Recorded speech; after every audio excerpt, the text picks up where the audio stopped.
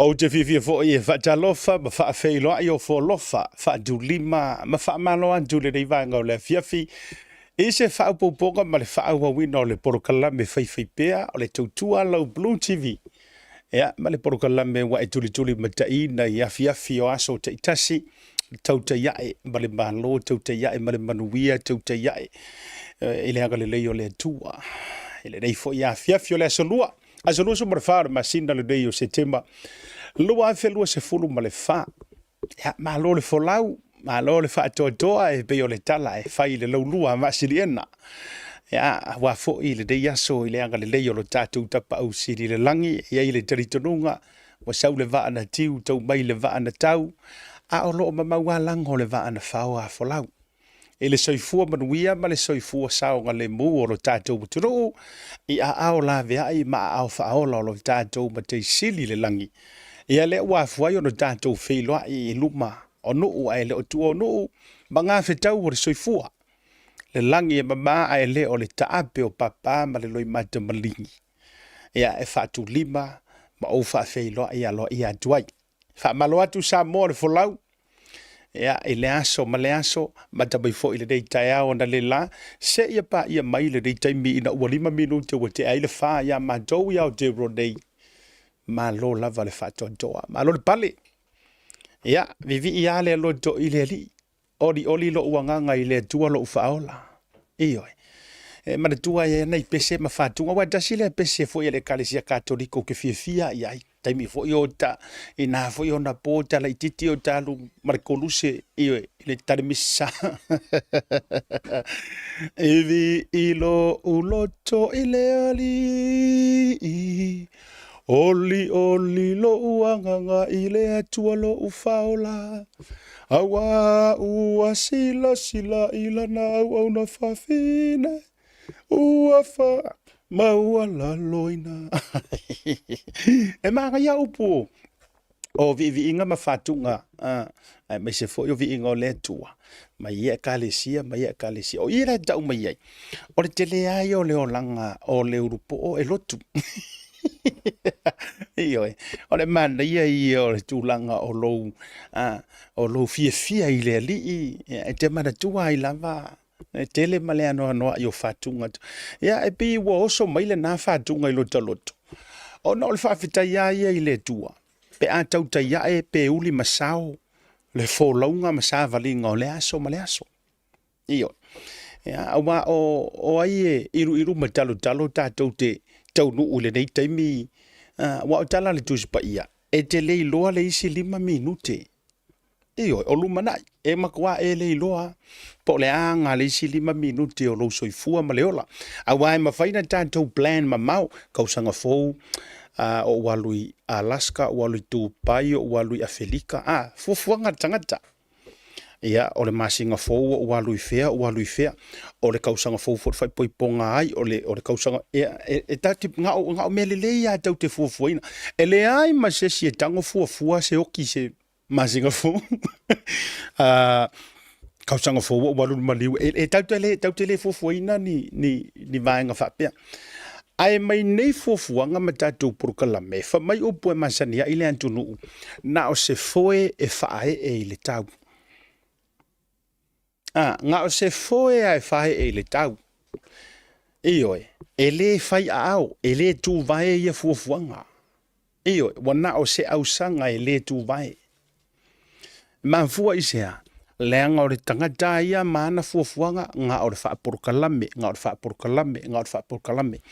A o ai e whaataunu uina, e na o le atua e totasi. Leanga fui o iana ia fausia le tangata, o iana ia whaia mea uma. E ui le so o ngangungumi o le lalolangi zai ai o iana ia whaia mea uma. O ia fo ina nofo tu ese le malama o le pō mai le malama o le ao. Ave ese mai vai fonga taima le ele. Lono winga o le atua fo o le taimi e ngā ke sila fia le leia. Lo taimi, ma lo kaimi. O le au te pese atu ma upisa atu. A ua uma o na iluma o le atua. Le tatou ka lena o le soifua ma le ola. E kaua. E paua le kālenga le kākou ke mingo iei tātou. Na o le kālena masani a le lalolangi ma le nei atu lau. Wha le tino. Ia nuali fe puali mati a pelila me yuni ulai au kuso ma wha solo. Paua ngā o le kālenga e te sila fia ma o wiloa. A o loma o le atua, o lo o toa i le kālena o lau sāvalinga ma lau sāvalinga. O au ngā luenga ma au ngā luenga. Ma le kālena o le aso e wala au mai ai, ma le aso e te whaata mala. E na o ia, nā te sila fia, mea uma. Mea waila lea la iona te whaafetai. A o la i ngā uria, mai se taimi, pe whaila o le taimi o le tātou purkalami. Ia wa o ai e whailo tope ana o mai wa tāle wha, wa tau whiu e whaakarikari mai le whai purkalami. Wa uma.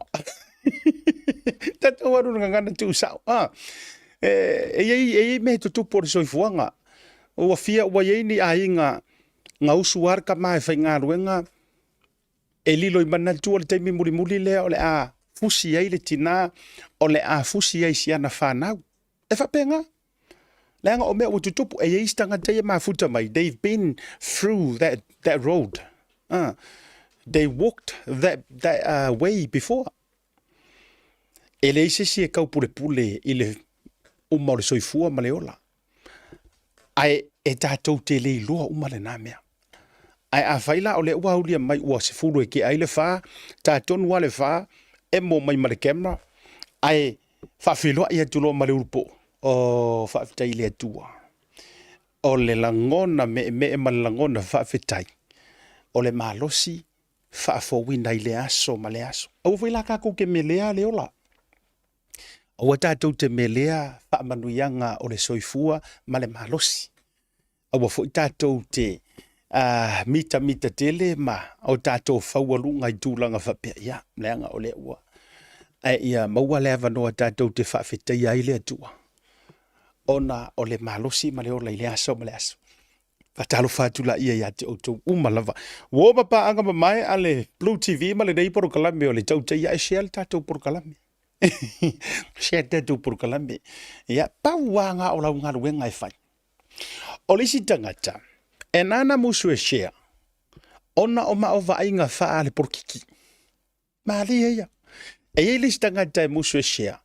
Ona o vainga manunga whapea mai o ia alvaila ia vai e fast foi vai e HRPP foi langa la uongo fo share vai e fia foi por kala me asia ana to vai a o ai na rulta to por kala me afia ia tulo fainga malo e kau ke afia i fainga malo a o foi na tato wafe i tangata ma me le sa fola mai lava i taimi a tato i fainga malo tu ai ale o popula mata ma vai tonu me ia ele ia se me va penga ka ke ku avangoa ia. Ai si tanga te fa pena e ma fua na musu e share proclame. Le nga la vai me o vai pe feeling ma siaka. Vai ele nga o inga ele nga o inga ka maro foi le malanga fanga. Anga wa ko inga malana fana. To luala na fana una nga wa kwala nga o mai ia e kau ko le si ai. Kolo kwar ka malo fa mai lo ka kari. Sau ku ele wala le fasanga i kai. Sau ele ku le wala le fasanga yuka. Ale la upe ai ko di mai koko. Nga eva ai aku wa mingoi mai se si mai kai sos kanga kai ki ka wa yoka ka mai e pese roa. Fa kanga usu sau pese wo fa ilo mai ke o la we ka kala sau. E o ele lo wakali ile fasanga o yuka. E ke vai aku ro wa ka mai se kanga ka fa kanga pese e voi e pio sign vai meu fa ko ngor ka malo la fanga e ka o mai sign vo ia ala se yo so ngoi nga koko e te sila fia e o mana fa tonu fa na e la ka maro e per koko e ko fa me kara aronga karila ikiki tama ai fa fela pe a kilo mai se sirunga e lo la kala o le kamalo la fa vai e pe ai ngor ko ai ko va la uro argia ka me kiki ya fa mai tama ia le la siaki kai la siaki uka ai fa fe a kilo mai se sirunga o fa fela pa tonu ile ma fa ur kamalo o le la fi mai kangaka ai ngalo ia o la le hai o la se silo fanga ki le tua la kilo mai au me ngai fai lo le mai ya fo ila fa akua pola ke musu e share po kalami e te musu ina nei upuia oi. Ia. Ele a fai. Awange e peor ko inga lea. Awala vange e peor ko inga lea. E whaatonu ta mai te vai tai vai uta. Iyo, ai se faile. Ia, awane inga lo ia. E la lea kirikiro mai. E sila mea lea tuofa mai ka lo fai. Ta lo fai. Wa tolu tausanga na ole mata ata i porkala mea asiata.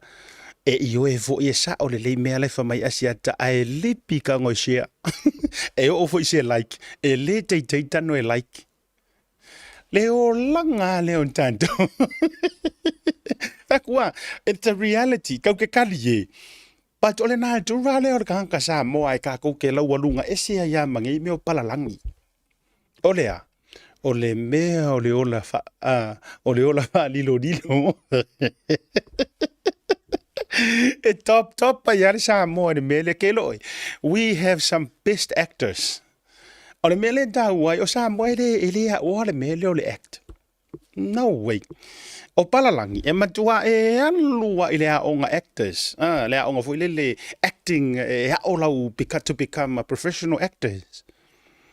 A sa mo, no way e a o e kako. Lenga we are born with it.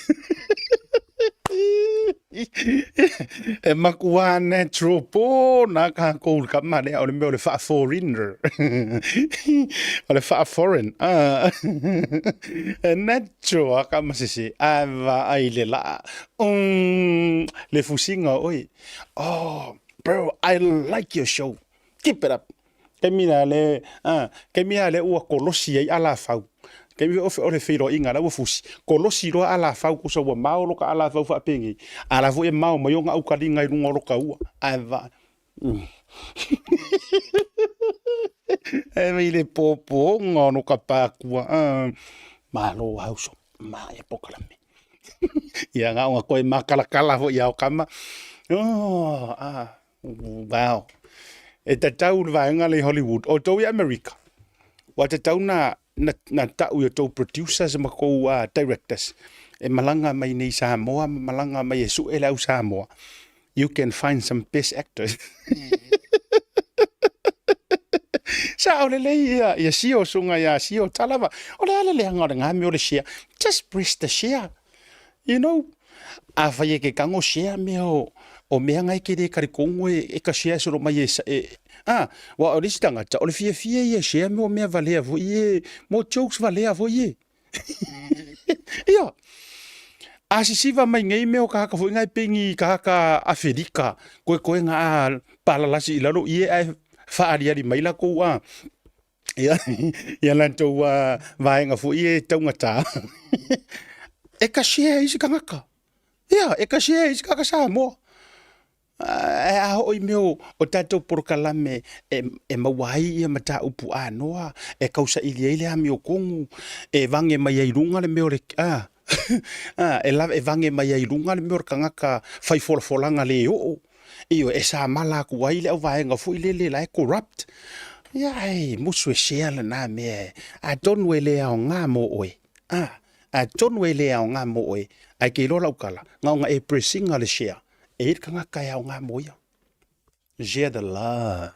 Share some love. So please share tato pokalame. Ava befo e tele i liking ale tato page. Daluana e aka irunga ma e fai ponga mai akea. Aole nga fo i mea se e fai. Go like, subscribe li tato YouTube channel. Iyo, subscribe kako YouTube channel. O lau contributions le na. More content al tato pokalame. Yes. Iyo, ele alo. O lau contributions, I subscribe kako YouTube channel ale tautai ai pole Blue TV. Ia, e mawanga iau ka mai senge kusa o lau senge vo nga wa ave kukum. So ni ai. Iyo, i tatou contents ma vaenga fa pena. Langa ko ke silafia. Fa fitai ai nei company e fa tua ina nei au nanga. Ma fai pisingisi e sao ma sao vo nga le straight ma le la to sila le afu ai nga fa sala lau ai ko ke silfia oko e ai si kampangi wa makua afekia ona o tulanga tau porkiki e ai si kampangi ngai fai pisingi si HRPP la ko ai nga wa le fa sala lau e lungo le tatu tau tai ai A feoki le fia fasala lau. But o lako so kanga fa HRPP wale o mai ai. Ko vai o ko ye. Ona mai mau atoa leo le na vanoa. E uma kai ao po kalaku kai ao i o min le wingo lau tala. O vainga fa au fai. E ongo uma le HRPP. Ia, o le alava fo i le wha maongi e le fast la tau e tusa ai o folofolanga ma le vision na tu e le tua i le taitai ma i la tau a wha ale kongu ma le uska kai fo e uma fo le anga i wha pe ngā whai ngā le tua a o le wingo lau tala a whai o lau pisingisi o le mea ngā vaku e le akua ia oe e o lai lau ainga ma le lumanga i o ngai kangaka o le fatu a tua o le lumana i o lau ainga o lau pisingisi mi ngoi oi le mea ufasi ngoi le akua e whaalau i loa i lau pisingisi.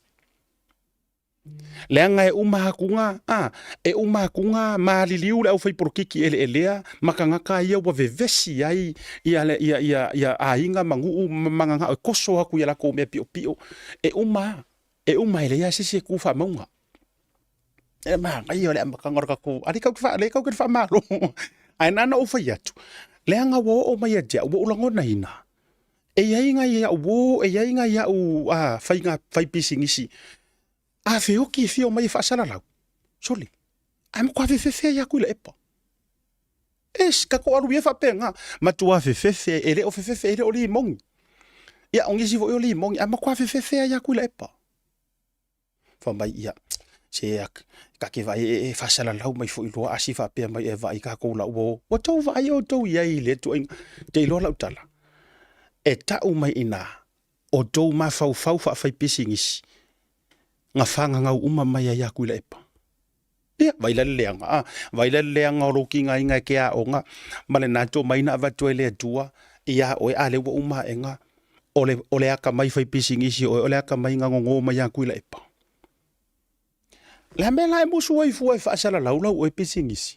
I'm just saying, we've got a lot of sponsors, whawetai nei company, a uti whai atu. Ore kele ngā leo ke whaasoa, ke roi sika ngaka ukarakalango ai, walanga ye o feeling HRPP e ye foi la HRPP kongi ki mai e mana ya ai fa fonga la oi fa fonga fa nga kamase e manga o mai nga fa ko singa shout out fonga e manga o nga mai asi ya a pingi ma singa shout out fonga le mako kampangi me ai o fa ya tuai mai se ko fa sala launga tato ui ala o mea, tato ui le process, mai singo fasala lau hau ke rea un ka ke sei halo watu. Ai au tau lo fo iau tele o fai ngaruenga fua, ore ke lea o isi mea lau ke fai fua mai. Au ta ita fo, e tau si fo ilo ta ahinga, e fo ilau fai ngaruenga le blue waving ei, ofisa o ke fasanga ma ko producer, ya vai to lua misa ma Ryan. To tele ila tau i tato o nanga. Alu winga le na ta fai atu. O le malosi anga lea le ua le malosi o ko malosi tui au. Ka kia ia le HRPP.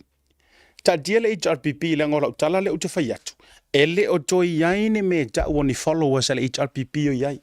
And I am telling you the truth. E le o ko iai. Pau a ka ngaka ie ko koe. Kui la epa and li mongis followers. Koe pau anga.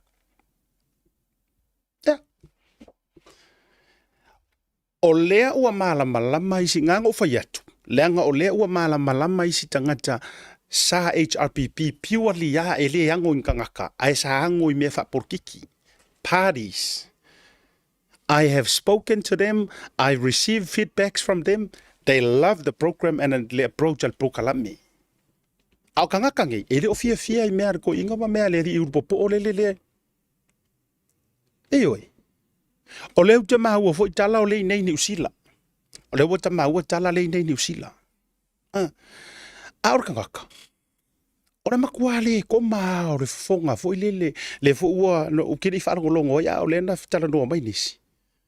Fa mai o le fo e whai aku wholofolanga ma la lau le ka ao kulou.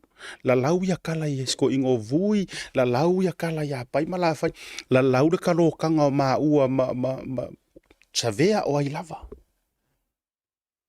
A leo ke whaalongo le ingai New Zealand. A vai ngai au wholofolanga ai ke ula o rufe kauiro ma sesi a manga ia kulou kalo i sesi malo uru. Ia. E te whai au wholofolanga, ma e tāla nei mea, ma whaoso ai lo ma le fia o sesi. Sa le fia manga ia o ia o ngōkulanga, ka kia pe o ia wai pe o su me balo kangi ma le pa mea ka alili. Ai a tāla na mea e koe wherua ia, ai kai sesi lo ulu se mea malo kulo. Pe tongi e sesi o e vātur whafonga la tunu, apta sei, pe kongi e sesi lo ngukunga e ngai ke kau karaso mai wha i tangata. I se mea malo e te leo i loa. E whawhiwhia ngenga whai. Walanga o kākou. O kākou o ka ngaka soifua o kākou ngi āngeru. Ewe, o tātou tangata soifua. E alua, e ke fiu e ke kau kiu le ongo sai. Ai aho o ai ngā vai haku e whaiwhai i ongo whamai loro tala le tusi. O nā o ngā loa leo le tāi le tuo le vale. E sa ora ukala. Ia. O ngā loa lea o le kāi le kua o le vale. Inga ia i loa i le vale. Ua makuafa a vale valea le me uho ia. O tato vaila tato ia. Ai sa nga ka whaipea. Ma whai au tala pe te whaamu te whai ia. E te saula e whai au wholofolanga. Tulou le whaafonga. E ke sau whai au wholofolanga whamai. A matoa tulo i Samoa. Ai te ila ua mana ia lo o e se tanga te nei e le koe fo i Samoa pe ke alu i Samoa e pipili ua matua ngau i e sesi o vai fo i se i kua kuse o ngā le lei a mo e o fea e whai o leo te whai atu lau tala o le mole tangata e avea ma public figure tangata fo i lele e mata i ai po o ngi kala e whai aku ma kala kangaka o alava, se ingo i ai. Ingo i ai. Nga e kauko i le ami, o lou lava amor fanga. Nga e kauko ma e ngau e ki fialu le porokiki. Ma e fialu e whai o e makaikai o le akungu, makaikai o rouku malo. Wa e lava kakalia, e ke le fiki o le ia papau. E ke le fiki wha aua. Ulou. Yeah. E ke le fiki fa penga e lunga. O le kangaka ua ka penga masaungi e alu i kia fau. O le kangaka ua loloko langa faukanga. O le kangaka ua ngalava kakalia a o fo inga kali mai. Se e palasi mai a le kulinga ma le faukanga. E patonu e ulu i loko kangaka. Ia o aia mea fa penga i o mele ka ke feku i fo. Iyo e. E whainga kā kele ngā ulu ia o engi mea ongi o se whaukanga le lei, ma se whakofala inga le lei. E whainga kā kele ngā ulu fia i lo loko. Leanga e iei mea leanga ngai ke whaiha. Tūlau. E whainga kā ngā ulu fia, pe a whaapea, o ngai filongia i mea, pe a whaapea mongi upu makala i e kau ke wha le ka pisa kangaka. E o aere mori mau o Samuelu, ngā ka ukingo e Samuelu, ngā whailu ai ngā isa. Tūlau. E whainga kā la, o ngā control, ioe, e whainga kā o ngā control, ia oi, pe a whapea you are always under the influence, pe a moi mea. Whainga kā kele. Longo winga, o le whea ngai Samoa, ele o se, ia, a kako wolo ele nā turo mea. Longo winga ya kangia mai a whapea o le whainga lea o le whai mai lausung. E le o whea ngai la mako ma se whai pule. O le whea ngai mako man tila. Yes. Yeah. E atangia mai. This goes for all the whoever, leaders. Lea lako ke whaonga inga mea ia. E le nga o le upo o fo ila lea. Whoever pe ke whai pule, pe ke mingiska, pe ke CEO, po le halavaru ko finga. Longo winga Samoa, e le o whea ngai kako, mangi whaipule mangi mingiska, o le whea ngai kako, ma dealers, ma meoa, drug lords. Ma fuanga fo ila lea e whainga ka inga kakala mai ka ngaka ngi se ko whae file muai. Ai papaule mele au mai, nga ore ko whae vevesi ai. Ma fua isea. E oki i. Lai under the influence. Ola unga... Le ngā tō whawhonga nei hei Samoa. E sere ko ki ai o whainga lea ko inga kawaka. Yes. E sere ko ki ai. Awai tātou iei. o isi faipule foi e peina o tonu o le pale mene e whaakari ala ko pomu e whapapai ia a tau vai ne tau le tau atua a o isi faipule ole tua ngai e nga o kokongu al pale menge la lau te loa la tau whapa mai kokongu o le nga o kokongu o le kau ke expectinga uma pomu e papa mai e kau papa mai kongo le moka fongu a ole mele ua kupu le ko inga tangata whapea e vai ole papa i kokongu a ole sala lau mai e fo i fafo ko le wharefongu ia o sesi fo ia o sesi se i fai iai tulo a o siona fo i to olua ka ko kala mai fo a o siona fo i to olua talo fai ai o fiusi fine e fai iai tu ia o matanga te tu ia a pe a tau pule ia lo loto ia a o le tu malo fo ia o matai o le tu malo se fautuanga ia lenga a fa pese fai pulo ma ko ku malo tu loa e ave ia ile sa valia asia kam sa mo le oi so le su ngai kau fua se kapu le anga e auru ka fenga e se le fukia vai singango la ka uvalea le ku malo ma kele mai ma upu makala ka le ku malo refesiri o fea heo ye se to fa ma se vautanga kalo sia le o fa tau le tupe talo sia ele o fa tau le tupe kalo sia foi ele o fa ka le isa talo sia ioi kalo sia ai le o fa ka wa ioi ina te fu fa inga dali tau sa ile se to fa tu lo le tu malo nei ai nga o lo tau ia ai ku ku foi kama sa o la lo ke mai la fa ya ko ngore ku lo si ku malo fa le ia ku ia ele ai e fe lo foi fa pule ile le mo moe e fe oro ro fai pule ile e fai pule kau moe ngia se koluma a ngi no e tai fata i lima ta iono aso ele mo moe foi se o fa to ai foi lenga e fua mai ai o i e fua mai ai e fua mai ile sau kala ngoa e oi e pelana ta fai atu ese a e fai la utala ia walanga e fai pule le HRPP Faftaia ila tau no mai runga le tātou por kala me mai te tala pia. E te tala le tau tai ai. Monisi e mwhaino mai tau te whaasoa. E runga me taupu. O langa o le tau te o tātou o le tau te le whaamalo ma le whaatalofa. Ai wala waa mai ei totonu le mata upu whaasoa a mata o le tātou por kala me. E peino o whai atu. Ua matua sai kia uma le toa tele o isi tangata. Ona o mea. Ai fefe uma fefe ka serka ka fefe uma stui e o le fasala la wina e o le mention na tuma tulang fa pena la ya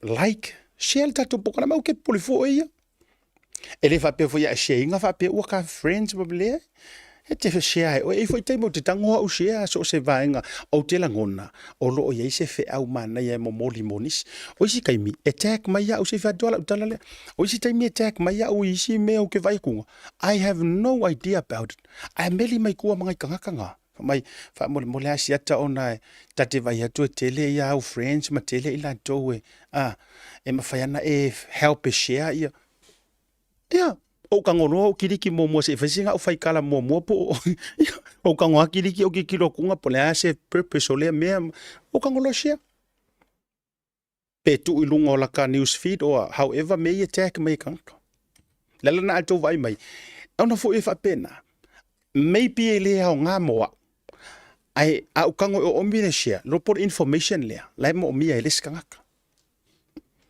ya ai whaafetai e tua e mo moli e lau whaafetai ma lau whaamalo. Ia te o tau umalawa. E fia e share le tātou porkalami. Ia, ai mai se fo i la tau wa mawhaiona subscribe le tātou YouTube channel. Ia wai pio na inana e tau mō maini nai. Senge mana i vaenga. Ia, e fesoa soani ai fo i content le tātou o nanga. Ia, matulanga waiai. Whatalo whātu e whawhiangainga ma le to tele i o tau wharetua ma o tau umalawa. Ia, o lo o mafuta i lungo le porkalame le rivanga o le afiafi. Tātou malolonga, a foi mai. O na tātou wole na inisio tātou news update. Au kuke pole as whanau. Iyo, masa soifua. Ia, ai se i foi mai tātou malolonga. Tātou atule na inisio tātou update. Ia, ma ta upu whaau au. Ia, me se fo o tūlanga I tātou wa soifua maswhana.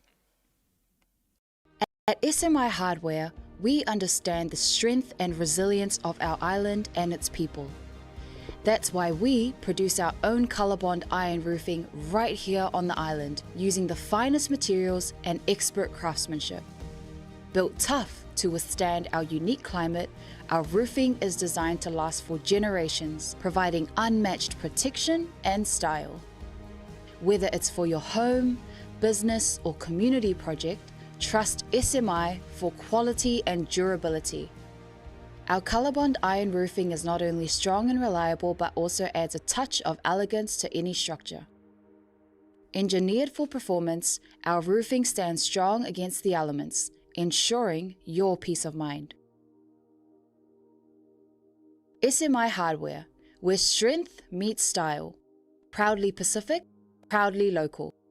Visit us today to find out more and see why ColourBond iron roofing is the perfect choice for your next project. Leo ni vaenga tasidua. Olo tasi fituiva tasidua.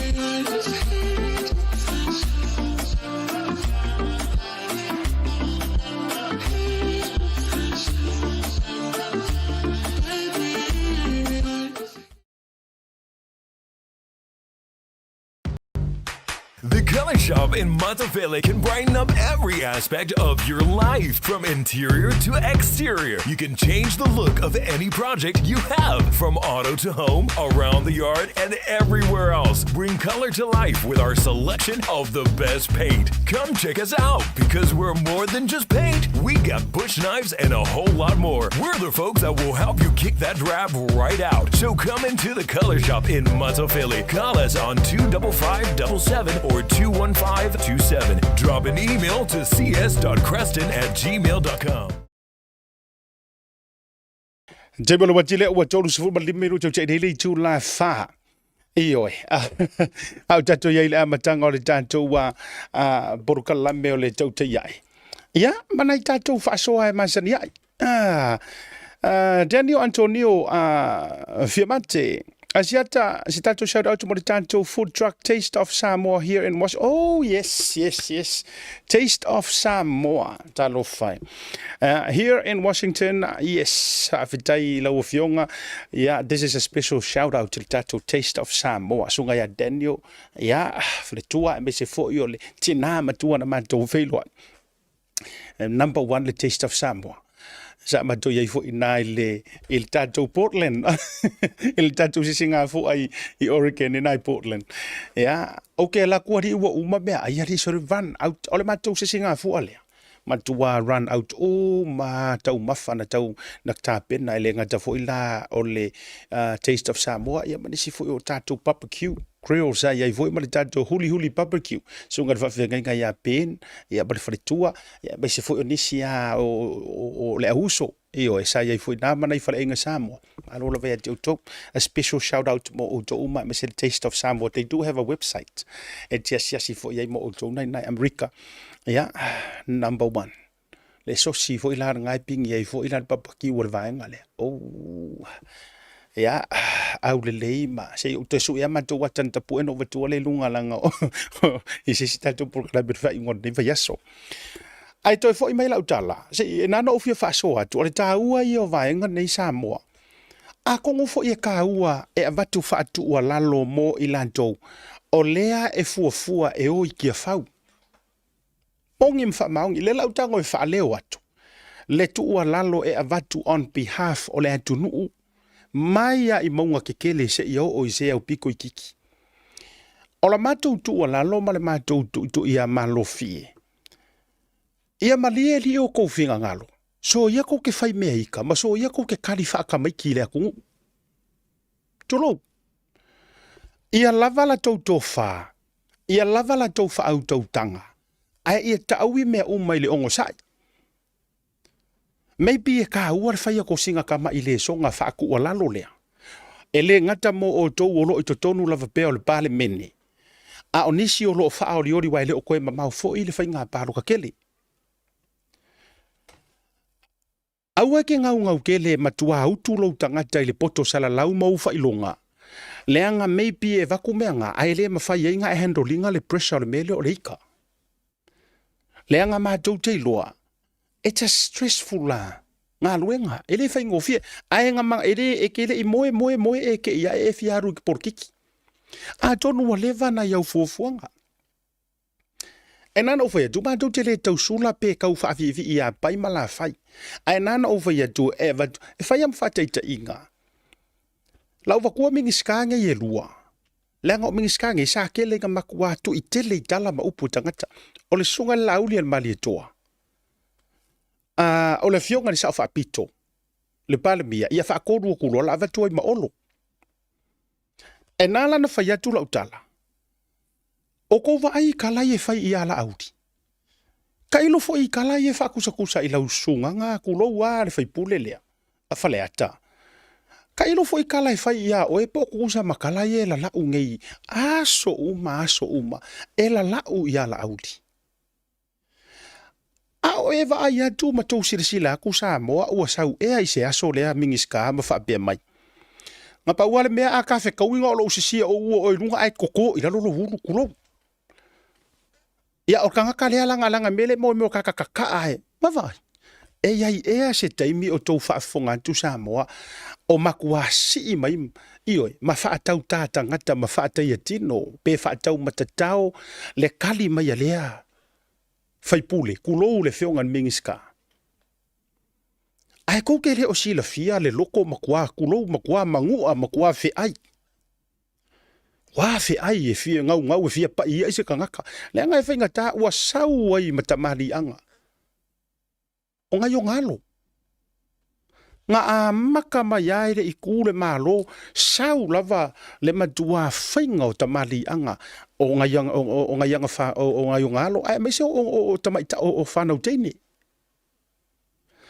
O kou whaafofonga ea o sau se kali a. Ia se luka isi kai mele anga e mamair ka wa e o ngafuru. O au o matua whanau. Ai luka whaakamari. E so ua whaakupu. Eoe. E so ua whaakamari. E ki ngā le hika i whea. Pauar kala ke koke whaalongo i ai. Ia, e ku ua i lea kua. Eoe, ua maa sae re ngei kingo. Iyo, e anga ngi kingo e whau ngi lau papa mangi peo o moenga asio uso ya sila lupe makasila de mokonga. Po le ale fia mau i fea mare mausali e kulou e kalepe anguki.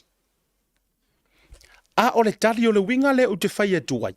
E ka kau nga whaakaikai mamata i tū mai i anga ma winga o se kangaka.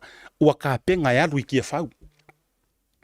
Iyo e le ka kau nga alu se kangaka va pa i kia whau kulou. E le te tau na halu si tamaititi e kingo makua makangaka matua ai a mio wha tamaititi. E le i kaukua, e le i ola, e le i leanga e ka kaunga e kaukua i le nguu. Taunga e kaukua i lo nguu ma e loa le wha sa mongi. E le ka kaunga e peko i fafo wa kele au kupe e alaku e sao kokongu. Nga e sao roa le e whaiwinga e le ongi pare menga ngi papalangi. Yes, you have the freedom of speech. Ai fai ma le fai keke, fai ma le va felo ai, fai ma se ma fau ola va kun fa fonga le tunu. Ele o se sa o lokonga ko ke ko e son ka fai maingia ko kala. Le anga o Samoa e se ya ma ya kungu uma, o Samoa o le ao mamala. E ke fiu e su engi nga upu le kungu o konga, e ke fiu e su e ya fiki, e ke le maua New Zealand, e ke le maua Amerika. Ai a fai e alu fo i wo fa kau kalangia oe, onga wa ko ikele oe le kungu. I'm talking generally. Sa mala fo i olo ia, fai le ngei ma ngā la lau a upu you name it, fa mai e corrupt o a ma. E se taimi tau te whaafonga e saulea fai pule, fola mai se ki nganga o se. Ia. E se taimi tau te whaafonga koe sau olo whape mai ia. Se langa meanga e maua le mole kaka sa ka ai whafo ma. Never. E saua olo ia whaonga mai longa i tū maalie. Le ku maria o ka mai ku kui. E fa nga me fa pena. A o upu te fia fa fonga e ke aka. Ala ke fia fa longo ia. E a koe ngā kalafo ngā le sa wā o lofa mai ia. A wā ofisiria ku nge ia be o ia. E le ropo wa ngā se si uso. E le ropo wa. E le fui po. E vai. Se e ia mea e te tango e fai ai. To wa tu le fionga le sa fa pito la do le to te fa fonga. E le a o fo i ngā sa i ka ko por kalame. E sa i ai lungo issue. E sa i fa kamali. E le ai ma se mea to te fa fonga mai wo so fua sa kia kamali anga o fia be. Fesiringia ia ngi qualification o fia me. Fesiringia le ai, never. E sa i por kalame ngi fai mea ngā. E alanga lai fai eisi por kalame. La lau tu loa. E le unga li fa peo le inga ngale kulou. O le mea le ngala sa malai le amakanga.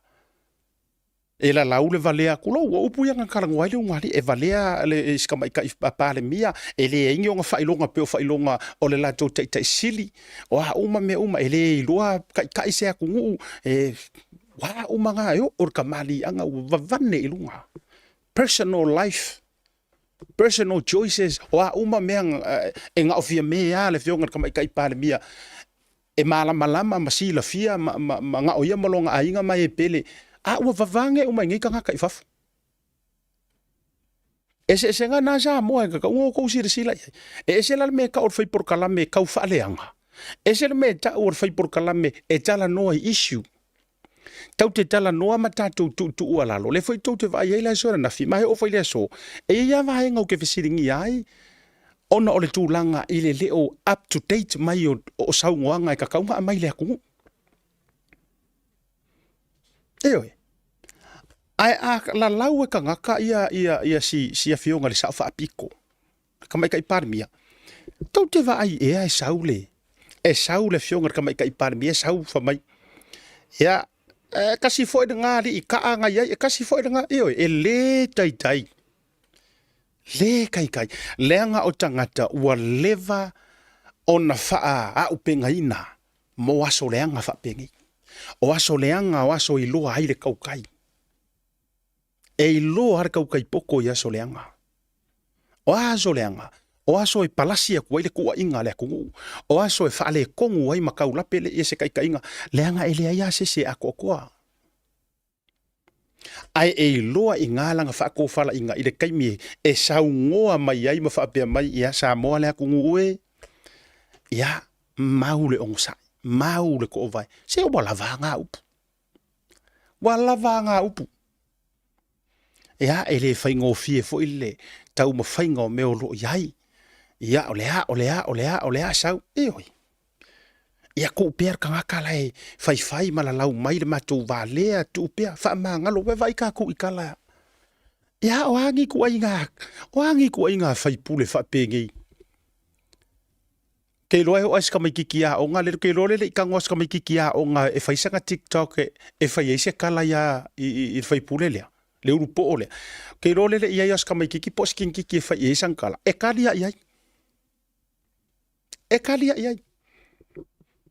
ai o ye vanga a si o so ya mau o e vanga mau o kala si e di si kai kala mau io era ya mas o la foi le na la ya na o fia ma ile amata nga mo no e o mai foi le o so lunga tatu po kala me so nga fu because o tangata ya la tu te fa fia inga ka ko le ku a vai ua nga or kako feika ma kako kulo ma le malilie ma ingo ta mama tina matutua e me o ro kukupu mai il fai i le akungu ma tulanga o ro ia ia mo miangi kai kanga kai o mai si kau fa fia le akungu a vai langi sa nga mau ia le uso ma update mai me lai tu e fa nga mai le uso ia tala malie malana foi sense of view malanga kasi le me halofa e fa nga moli mai ai o afo i kala me vinga mau ia o re kaimika ke fekau ie ke maka ie ka ke ai pe panke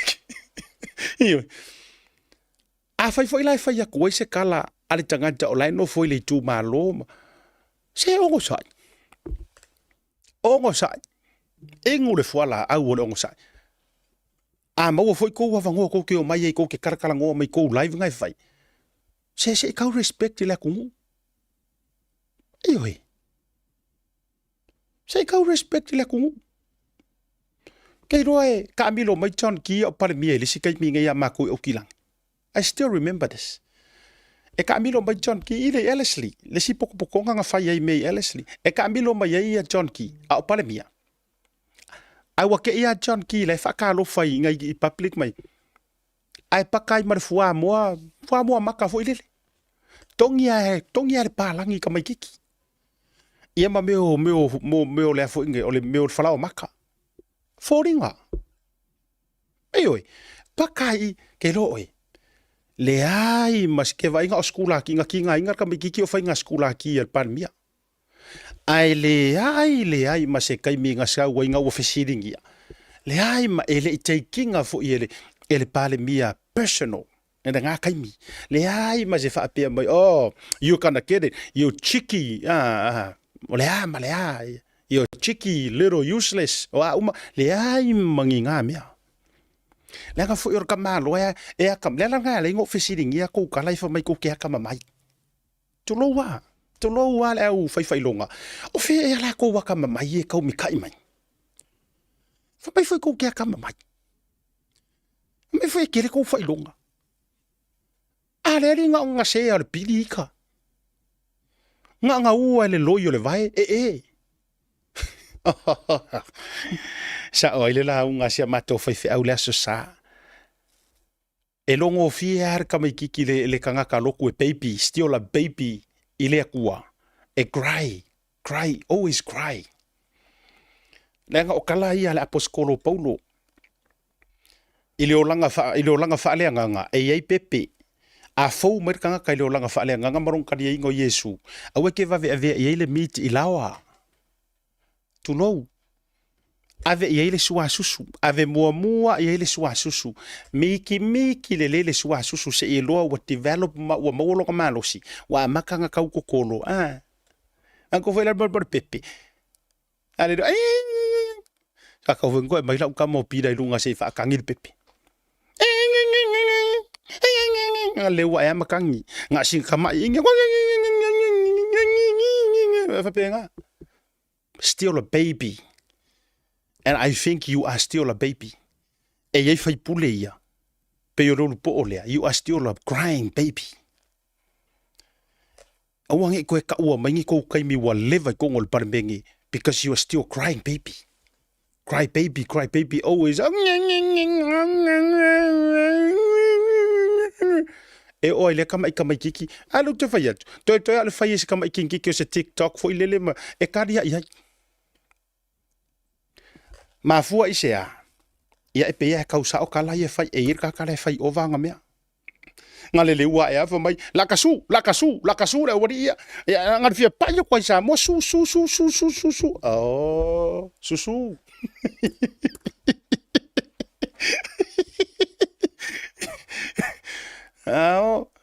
Sau makanga ruenga. E ke kau mika ima ye ngisu. E ke kau fia fa wo oe le makanga ruenga wa e guilty. E le ka kau ngalu oe fa wo le makanga ruenga wa guilty oe. You are guilty. You're a criminal. Yes. You are a criminal. Wa guilty. Even though pe wale isau onga ole harmony nga fa. You are no different from Sam. Yes. Ale kau ke real talk. Ele haya se nga oe ma Samuelu. Langa ngai ko ke la waska mo Samuelu fo mai or panka. Fa mai foi har kala, mai fer kala fi au le ngo fa ko version ren ke ngele ora wa. Nga ko e ngol ka malo wala ngo ba sao mai ka malo. E ngoi oe. Ngoia. Pepelo oe, pepelo a. Ele alto oe, ele alto.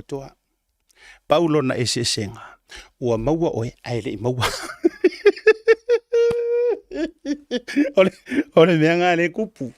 Senga, ole mea ngā le kupu. Aua nei toi tusia o tau lima. Aua toi tusia tau lima. Ma kou fai mai o Samuelu e ole panka. Le hai. A fai o ngā fau e kioti. E kukusa mare me fo inga o iska mo Samuelu ai ole ese senga. Ua umanga serve la mea Sam. Wa umanga save e se mai mele le fu ko ka fi ofia le ngulu mai le la lo lang yo ngaka. A o me ye ni tota ua mua. Wa umale le ya la nga save vai le kai mia Samuelu. O le taimi ai umanga e alu tuli lo fa salanga. Wa uma. Ai a fa pe nga fa sao mai oe onga o le yo se singa la ku fai se harmony mo oe. Longo winga la. E ka kaunga fa i keke au me fai. Leanga o ele si le fea rua i ele o se grace of God. Au le grace of man. Oh my good boy. Come on, Asi. Au le sasa o au mea i ki karakalang ua. Yo. Bru. Yeah. E eira kanga o kako uma. We are saved by the grace of God. A o lau sunga. You are saved by the harmony of man. Mga fa even nga mea. E ka saved by the grace of God. E ka saved by the harmony of people. A fa anongo kurar ka nga ka ole saved by the harmony of people. Or saved by the harmony of party. Nga wale ari inga kau fa ai keke ari ile so nga sau ma so nga. E ko ke kau mika ia mai nga me osu o ia tate fai atuai mele some of these people are still babies, crying babies. Nanga o fai mai kala ya usu. I want this guy lock up. I want him to be lock up. I want this guy to, vai ka ko ye. Vai ka ko le ai ma se ora John Key nga faia. So e merka mai kiki lea. Wanga o leo kau prosecute langa la. Wa committed a crime. Ma mai kala John Key. It's okay. Yeah. E reise mea langa a fai o le a fai o ise mea. Wai kau kele ilo prame wa kongi e ka mai kiki par mia il fua mo pisi umar fua mo i me o kwaringa. Ma fuanga kongi. Langa foi le mara malama John Key. Ele lo pose student loan. Ele lo pose student loan na si mela au saun mako fai nga malo mako ngofi poloka or whatsoever. Ele o ikala ka mai kiki onga o hangi si mea ola ika ila uka ika inga. It could be wa feki ai yangi pengi fiki wa he's a student. Uni student. Ba vai la ka ko le malama. La wa kalia lo ele pare bia it's okay. Se mea ile I komitinga se crime maka ukia. Rupu wa feki student loan, po student allowance, po angi me wa sui e mako whainga malo. Wa awhi ai mea nga. So maybe that's the way e momori mai longa le via. Ore tongi o urfua mo.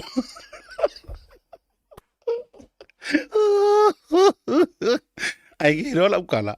Ore fai so o le amio le o le whaafeika ma whaafea lau kagaka mo la ku ainga. E le tongi ala o se fua moa. Honest. E unga kongi o se whangukumu. Ona mea ngai maua. Au e te se e tia i le ata o le tangata nai tau te ewa li te elo taimi. Le anga i le se whea o e le akaranga. E oi. E le ngangu e masangi ai. Be aware of the devil behind the smiley eyes.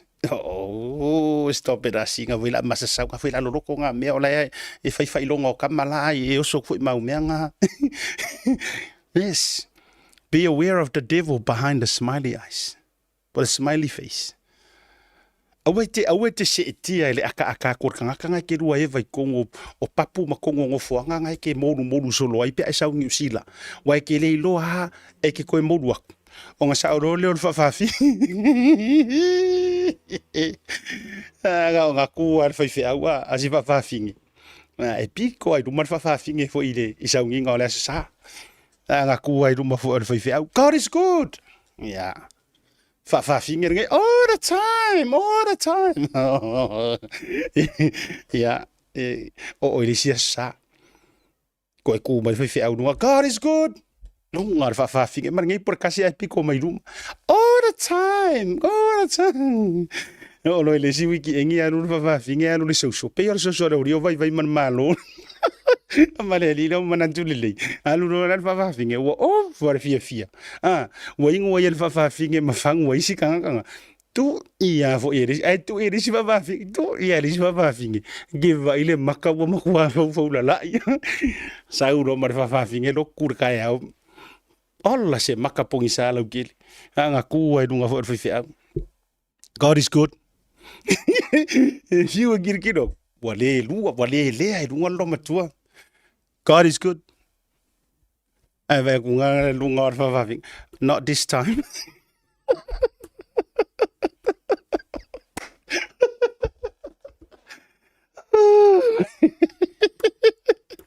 Not this time. Not this. No. Or ko nga mela nga. Aya o e ulu mua ko le out wala ngole out len ka ko fera mua. Aya o e ulu ko le out e fusi soro e kanga ka mai fa pe. Oh, ye aru usu lau pese le si kai mi e lau ka mo iti. Iyo. Wala ngole. Ya. Aya la o e ke wa e la ko ko fa pese o e lau ka mo tu.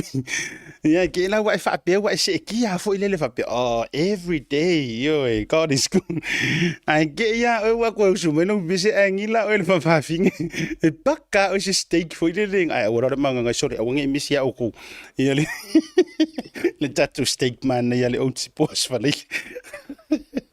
Ar ko nga mela nga mo ar ko not this time. Yeah, well, not this time. Oh, la se maka ia wo fiu le maka lau ki wo ile le kau pupungi. Ala e kau paku mai ya. Ala ola se adinga ora maka. Oh, my black eye. Tata o ya se fo ma se fa na. Ke va ko de mede ye ko ke fa ngalo ya ko sa. Tata tu ya se fo ma se fa na le nei va ngale viafi.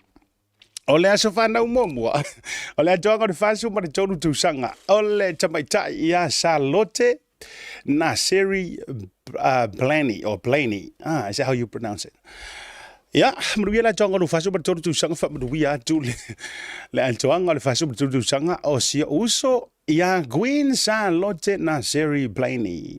I aukilani fa afetai i le tua, i le ola, le malosi o foa i mo oe le uso. E tau si ai si au fatuesi. E kau si ai si au fakuesi. Oka. Ai mai si au whanau. Alo whaanga mai si au tina ia sonei na seri. Ma tofa ama. Uso ma tuangane au Sedalia. Samoa. Whapea New Zealand nei. Ma bodi tuai ma lo whaanga mai a asiata. Mo oele tua fine. Ele atuanga o lo faso ma le tolu. Queen Charlotte. Ioi. Mai the Kingdom of Tonga. And aukilani. Ole sina tau asa whanau. Ole antoanga ole fitu se furu tau sanga. Marua tele la toanga fitu tau sanga ole sunga ia la fai tau pou autanga vaia. Ia. Marua tele la toanga fitu tau sanga ile so mam ole vi inga lava e whaafo i ile tua. Ona i tau sanga e tele. O e aulia mai ile so alo faanga mai ilo ainga pele uma ai fa sili ai alo faanga from your kids, grandchildren and great grandchildren. I am pretty sure I know this tau poma matele ape ale sa olo tau vai tunga talo fai pe afa pe ole. Ia ona yo ainga fo sio matu no isa taua. Yo e ma lo lava fa manu le tua ile atuanga ia pe fa sa olo ko vai ko ale ke o ese ia fai ule utanga vai. Ia, o leu soa o palaudi o sa tupa itea. Maduia le toanga o lo fitu se fulu tu sanga i lea so. O le isi tatou wa so whanau o fitu marvalu. O le fionga ia vanga na bua vao Yuli Brown Fasavalu. Maduia tele lo waso soifua. Sio utina bele a lo fangia e lea tua lo soifua ia maua nisi tau sanga se tele. Tatou te mafutai. Tātou te mafuta i pia alofa anga, lau whanau, ma le tama o le ainga ai mai se siau tama, yese whaasavalu en ainga mai aua i Amerika Samoa. Popo toi maro whanga mai a asia tama le tātou porukalame, mo oele tina vanga na pua vau Yuli Brown whaasavalu. O le tātou aso whanau le atonga maru supariva tu sanga, o le tina matua i a Nelly Coordinate. Ole tina lelei e sili lo na tau I penina maru tele le atoanga o lo vale sobariva tu sanga ma a lo fale tua do e fa o bopo di tu sanga se tele o lo se fua fa fetai e lo tu singa ya I matou le fanau o lo faanga mai lo fanau I Samoa e mai se ba telemark lau whanau i ni usila, au se tali ai whasesili e lo whaanga, mai ia Jacinta ma Gabriel. Whaupopo tuai ma lo whaanga mai a asiata mo oele tina, ia po lau fionga wharenga oki, i oe. Ia, awa fo i oele tina ile atonga lo walsu mariva te usanga i le so, o whaanga mai a asiata mo tau te iae, ia, ai me se fo o siau tama au le lei, so ngā tama taifa ia o ngā ia Jacinta. Coordinate ia ma Gabriel mo oe ia i le reivanga o fiafi. Ma le isi tātou wa so whanau le atoanga le ona sumara tusanga o le tamaita ia tua mafa savea. Whamarianga o le aso soifua o sio tina o nei atua ia ilo no sumara tusanga alo whale tua toe whao popo ni si tausanga stele mo oe maua fo ile malosi a wā le whianga iai mga luenga i te tonu o le nuu e kalesi ai mai sio le tātou ainga alo whaanga mai di tama o le ainga ia amo savea ma le whanau. Wha popo ai ma whamurianga mai a asiata ma le porokalame o le tau te iae. Ia, au te loa wa umatatu wa so whanau ai toi momoli atu ia asia u whamalo lea i le fionga ia whepuleai silila ma siona whaletua ia machiko silila. Ia ma siala dama le tamaita ia machiko. Le sa holo ta alo i le au wa sio tatu watunu ule manusina. Iyo, congratulations le ta'alonga le sa tātou marumalo i le au fuilia malo sia au sitalia tātou wa bia paki Samoa. Ia, ai wa maua le atalea mana ia moboli e tuai. Ia, la ufa malo, ia, tusai ma le ta'alonga sa whianga iei foi, ia ma oe le afafine. Ia, me se foi malo le tāpua i lau fionga, iyo e. Ia nga tātou talanoa i le whipulea ia, ole aloli, ole aloli mwangutia. Ata tu tala no foi le pulea i nga for tu ya tu. Ia o tu ya tu foi le pulea i mana atu pona pona. E te le lan ta malo. Ia a me se foi se for tu o le il tel tu no o tu foi ya tu i au se talia Brisbane. Ia ile no fonga foi o lo fa mau tu ai a wa foi se idinga manuia. Ia a ma o tu uma lava wa fa ai longa i da tu wa se foi ma so fa nau le so. Happy birthday to you all. Tātou atu malolonga, a voi mai. Ia, whaawol tātou proklame ne wangol viafi. In my hardware, we understand the strength and resilience of our island and its people. That's why we produce our own ColourBond iron roofing right here on the island, using the finest materials and expert craftsmanship. Built tough to withstand our unique climate, our roofing is designed to last for generations, providing unmatched protection and style. Whether it's for your home, business, or community project, trust SMI for quality and durability. Our ColourBond iron roofing is not only strong and reliable, but also adds a touch of elegance to any structure. Engineered for performance, our roofing stands strong against the elements, ensuring your peace of mind. SMI Hardware, where strength meets style. Proudly Pacific, proudly local. Visit us today to find out more and see why ColourBond iron roofing is the perfect choice for your next project.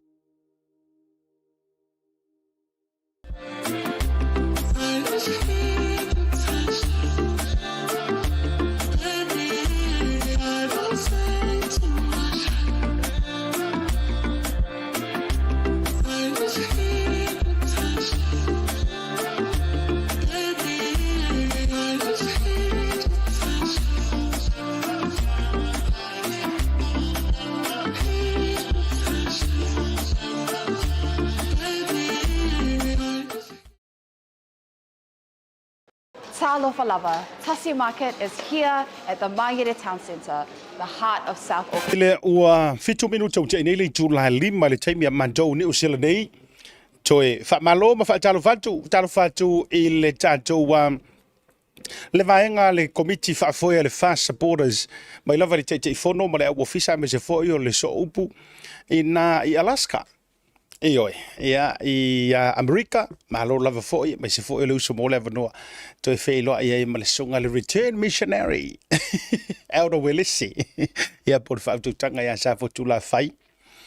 ile dei fo ia afiafi ma ne fo il fasoa mo le tolo fa anga le porkalame mo o to uma mis fo to tapenanga mis fo tu sa mau ia por fa tu tanga ya autiu so nga ya pira ma tutia ya bale fio ka tete fono mo to uma lo alta lo fa do asia tane vanga le via mis fo ia o le committee fa fo a watu tapenanga ayuta lo fio ka tete fono ia le tama fa sau aingo mavenga ma le fa sa taua ma lo fa utanga le lunga ia mata ilinga pasi io e toma fa pe foi ia le suita tai ia le sunga ia si o amoa savea ia ma le tau foi lo lau ma se foi o fionga ia leota ia ma se foi o le sunga ile failo tusi ia o to uma sunga Bishop Philo ma le tau foi ia committee ya malo le on sai ya ma se foi o I siaro la to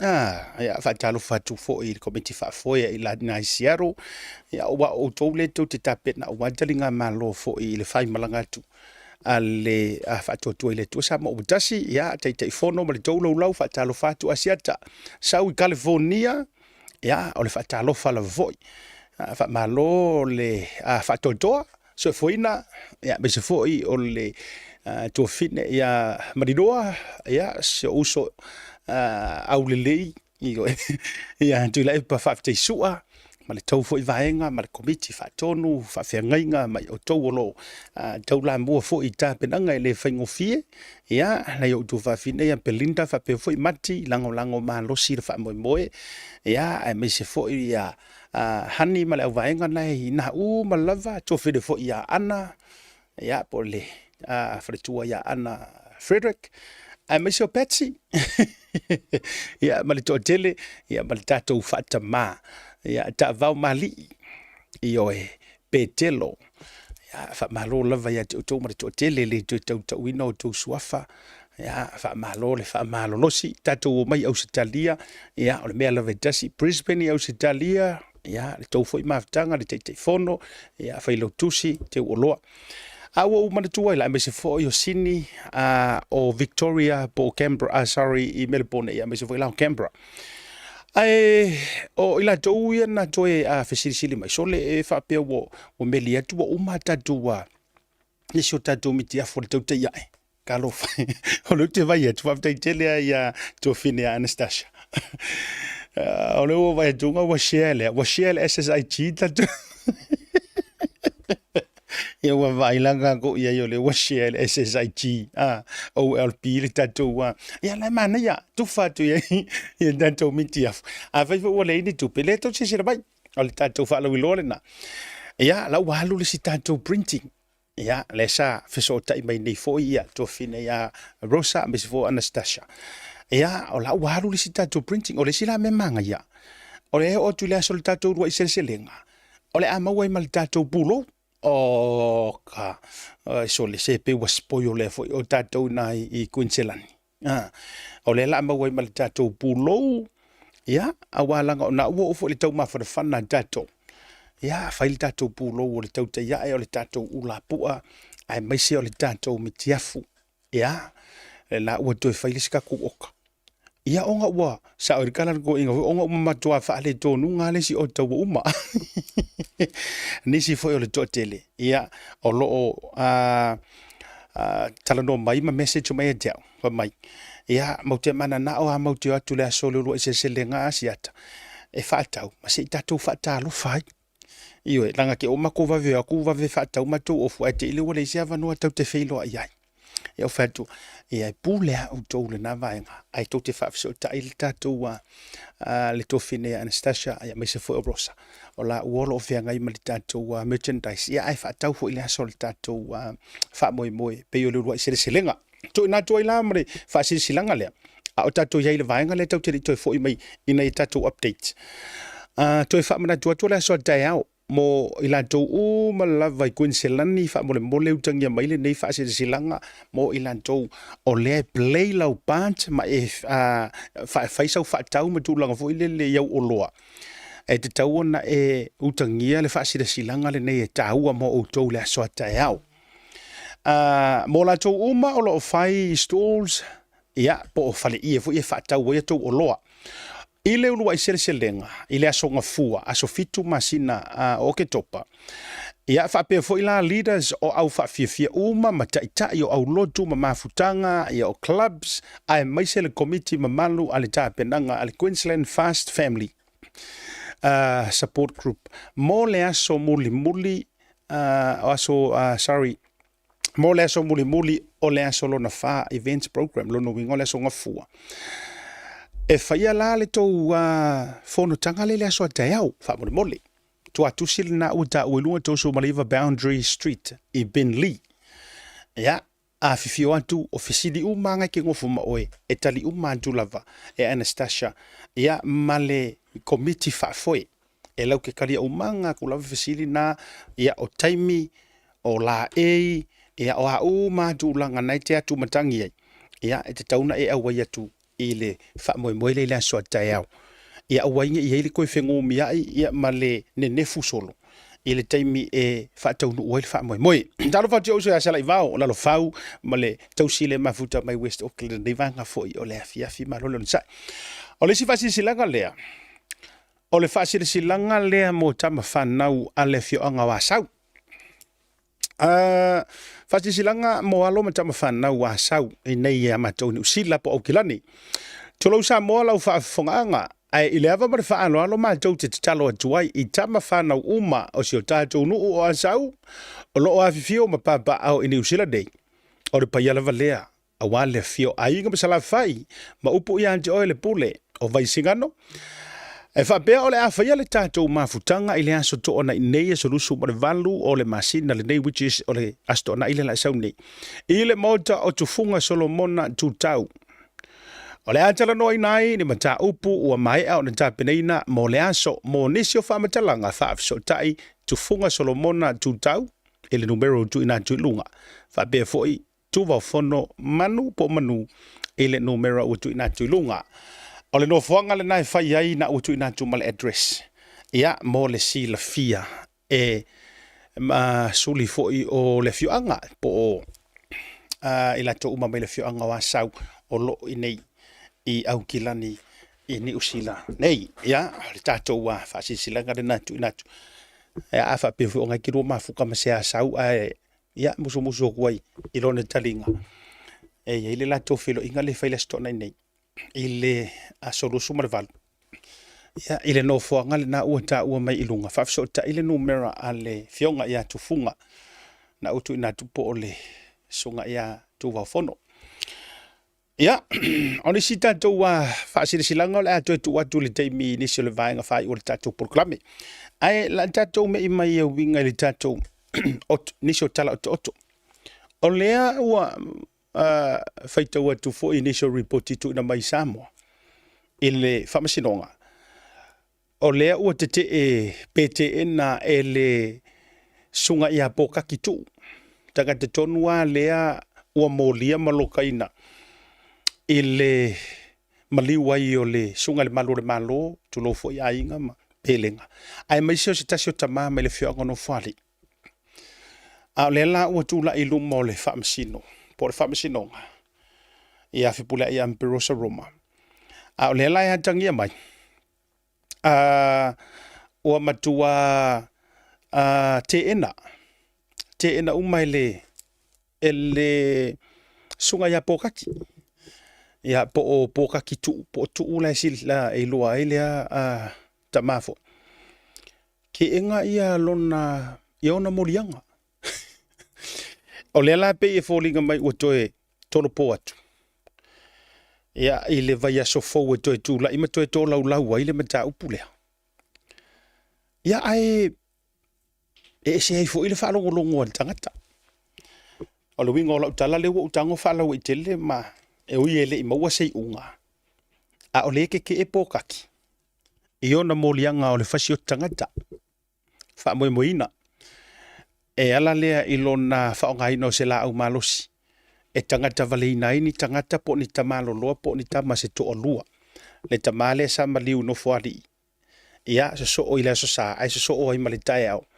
O le asonga fua. Le sa tangata valeina I le sunga le malu le malo. Sunga e peni amina. ta silal na o to tonga o lo au mai Samoa e tu sa le mata upu le tatou te tali mai ai ma tatou tuli matai po o fea a kua iai le ku ai nga maka upu ya le la wa ke enga ai ele o fa ilo mai tu uma a o lai talo sanga le kanga ia pokaki e tatala ia itua e talo sanga pe mafai ona pe o litua e alu fo ile le kua e vai le lau fau malu ma fa tali ia le taimi o le whamasinonga. Ia, ke le loa ea le tatia pe, wala ue le whamasinonga. Ai, o le aso whina ngalo sa mo ia. O le aso whina ngalo. E tatau o na tatala ma alau sea vangoa e peio lai tua le tangata. What do you think? O le manga o e kakala i kua. Walanga o lai kao fia. In custody. O lai tau fia i lalo va inga a leo. A o langa fi ngau le fi ngau tua i tau ala tuila na lo ia. O lai fi nau. Mua na te enga uma ia ona mo lianga o le a fasio tangata. Lua. Na manga e kakala ia i kua. Whakarikaria isi aso ko laulonga. Ia, ta ilo iai. Po se aso fina ngalo. Ai le fou le mea lea i kako system ma le tatu whamasinonga me se fo. E le fou le mea lea o kakala i kua kaka. O lea e tua ia ma masalo mia i le maali li wai o kakaka. E le fou. Ia ai paule me pi tau maali i la ta vai. O le tala lea e te ena. O le fesili la. Fefi ai alu ai saungi mea. E wha maongia le ke e pokaki. E le o ia. O le fesili la. A o inga wha pare whanga. E sa o le pese foi. Ai moli mau tamaiti malea fa fideo filisi o e lava na e fa pao le fnata avi. Wa ese hanga le soifuanga. Wa ese fo ia ngare ngai mea o le malosi o le isa. Fa tura utala. Le fo ia tua le fo elta oto le te e se tasi fo i o li isa avea ma leo mua. Ia ona wha malo lo lea. Ai ua ia, ai mo lia ma masalo mia. Pe tua ia. E le wha o lima le mari waile pe o langa partner. Yes. Si kenge leo fo ilea mai a matou sa vai. I wha sale le anga. Lea fo ia ka oko. Lea fo i keke. Nga sau le mea mua e mo lia o ia konguanga whaia. A lea alu. Le fo ua keke. Fasioki ele. Tato alu le upule to lo sa mola o fa nga tu peringa ngana le lango le ngana e faingo fie nga fa matala. Wa aka ko e ka ukanga ka vale nga sele ai o lenga. Fasioti ele tamaitai tu sitala fo ile po le tamaitai fo ile leo fikel. Papali. Fasioki siro makua polo fesa fo ile. Iu kai vai vase. Ale fo ie kiki. Famayele o ia kongun fasiokia. O longa sawari. Oh my good boy. What is going on? What is going on with our Samoa Matalasi? O le mea lea wakupu. Oi e ko ke fia. Fai le wha ori makulou a Samoa le ngangana o au te manu le ngangana e fo le tatu ngangana tu sao. E tou te fia e fasioki kangaka. E tou te fia e fai mea na e tou te faia e le te tauna faia. Ai uma enga ua koe down a koa. Ai koe fai ngā koe ngā sisi o whambai. E le o enga faia. Yes. O le mea lea la kupu. Nga ova le leanga whaia, kiri le sikangaka, nga koe down na ea ua fia ua uma aso ka loka ua makua le ai ase si me faa e koe apa ilunga le ova le zai ai matulanga za under the influence. Ke i au fo mai, o le iku kalangoa mai kia o le sawali o le sawali inga fo mai kia o yuko o vai tatu. Ai au wala o tangata nei, o tangata ata mamai. Or fingele o pari i renga fasiokia siro makua fo mai fo ile doctor fo ile. Or fingele or makua ka maia. O le matua ta mai ya. Yes. E la vea le finge lea. Po le foi ta mali i wai sofa tulo sa pali e la vea fikel. E la vea I kokongu o le au waka mamai le lalolangi me ka ukuskala alo ia. Poetry makulang o kaka fapenga. Ai nga o mangkanga kavale inga o siro makua e vai kua I fa o ngā le upenga makua kili ai. Ai koe maua mai longa mafau sa fa mai le yo le iku fai. Ah, so di. So di. A ore tangata lea e fa o tangata ata mai fo yo le atunu. Tangata o lo la to umia ni fa ilonga to loa. Even some of the leaders of our country. Emily Kingo makamai o wo best friends. A o ko sila la sa mo escape plan ka ngakangi. Le foi la kinga inga le mental health. Le foi la kinga inga le mental health. Eoi. Ole vaenga le sa le ikele sa mo. Ai o fite le atu o fai ma alofanga. Ke lola ukala. Fata usanga unga lue le corrections nei. Lala nga au fa so atu me ia. O tiri te taiano o alo mai ka ke loa ka ke malama le anga o Mount Eden. Il fal pui le sa o fai nga lue nga ye mori mawina inisi. Te vai atu masani fai nga na mafuta mai se uso le leo fal pui ya Urika. Urika filfilia. Iyo e kama ye or makuasa wow kama iponka. Urika. Le wari ia le madua I fasi ponka le anga I Mount Eden. Dio for le mo. E faila la utala. O watu. O ina o le sona mai ai. E iai le me le yune te ta o le snow. E kokongu o le farpui. O te le ulopo to iai le taimile nei le unit lea. A o le snow. Kusa o le special needs unit. O ila. E kele nga avakuai. Le awali ia e ola le ai aisa kua. Tulo, aisa, signifi, cocaine, o a o ma lato me e fai kua. Avatu lo I totonu I lato soringa tula fono. Ole unit lea. E 24/7 le ops, operations, camera. E masani fo ila no utiuti. Ole mato ole master control ole unit lea. Ole tamari isa moa e suafa ia to fai ono tupuola lafi tu la. Ia. Ole master nga ole control room lea le unit lea le ukarango koe. E mato te awa waila. E fai observation e ke ngofo ilu mo le camera. Ma observe o maangale. Arkanga kale awalanga e mai tonu. E umana ave lalo le receiving office. E su e maawili ili le lei ing lalo. Po o afianga. O kamala ia o mai wa faifa alave lave matu iai tua. Ona o mai lo la ia. Ua play dumb. Play stupid. Yes. Ua play le idiot game. Kama fo ie wa fa mai I'm talking to myself. Yeah. Kama fo ie mai when I sleep I start hearing God speaking to me. Fa penga. They hear noises. Ai ko ke lo o la ko conscious o la ko me vale nga fainga wa makang koe.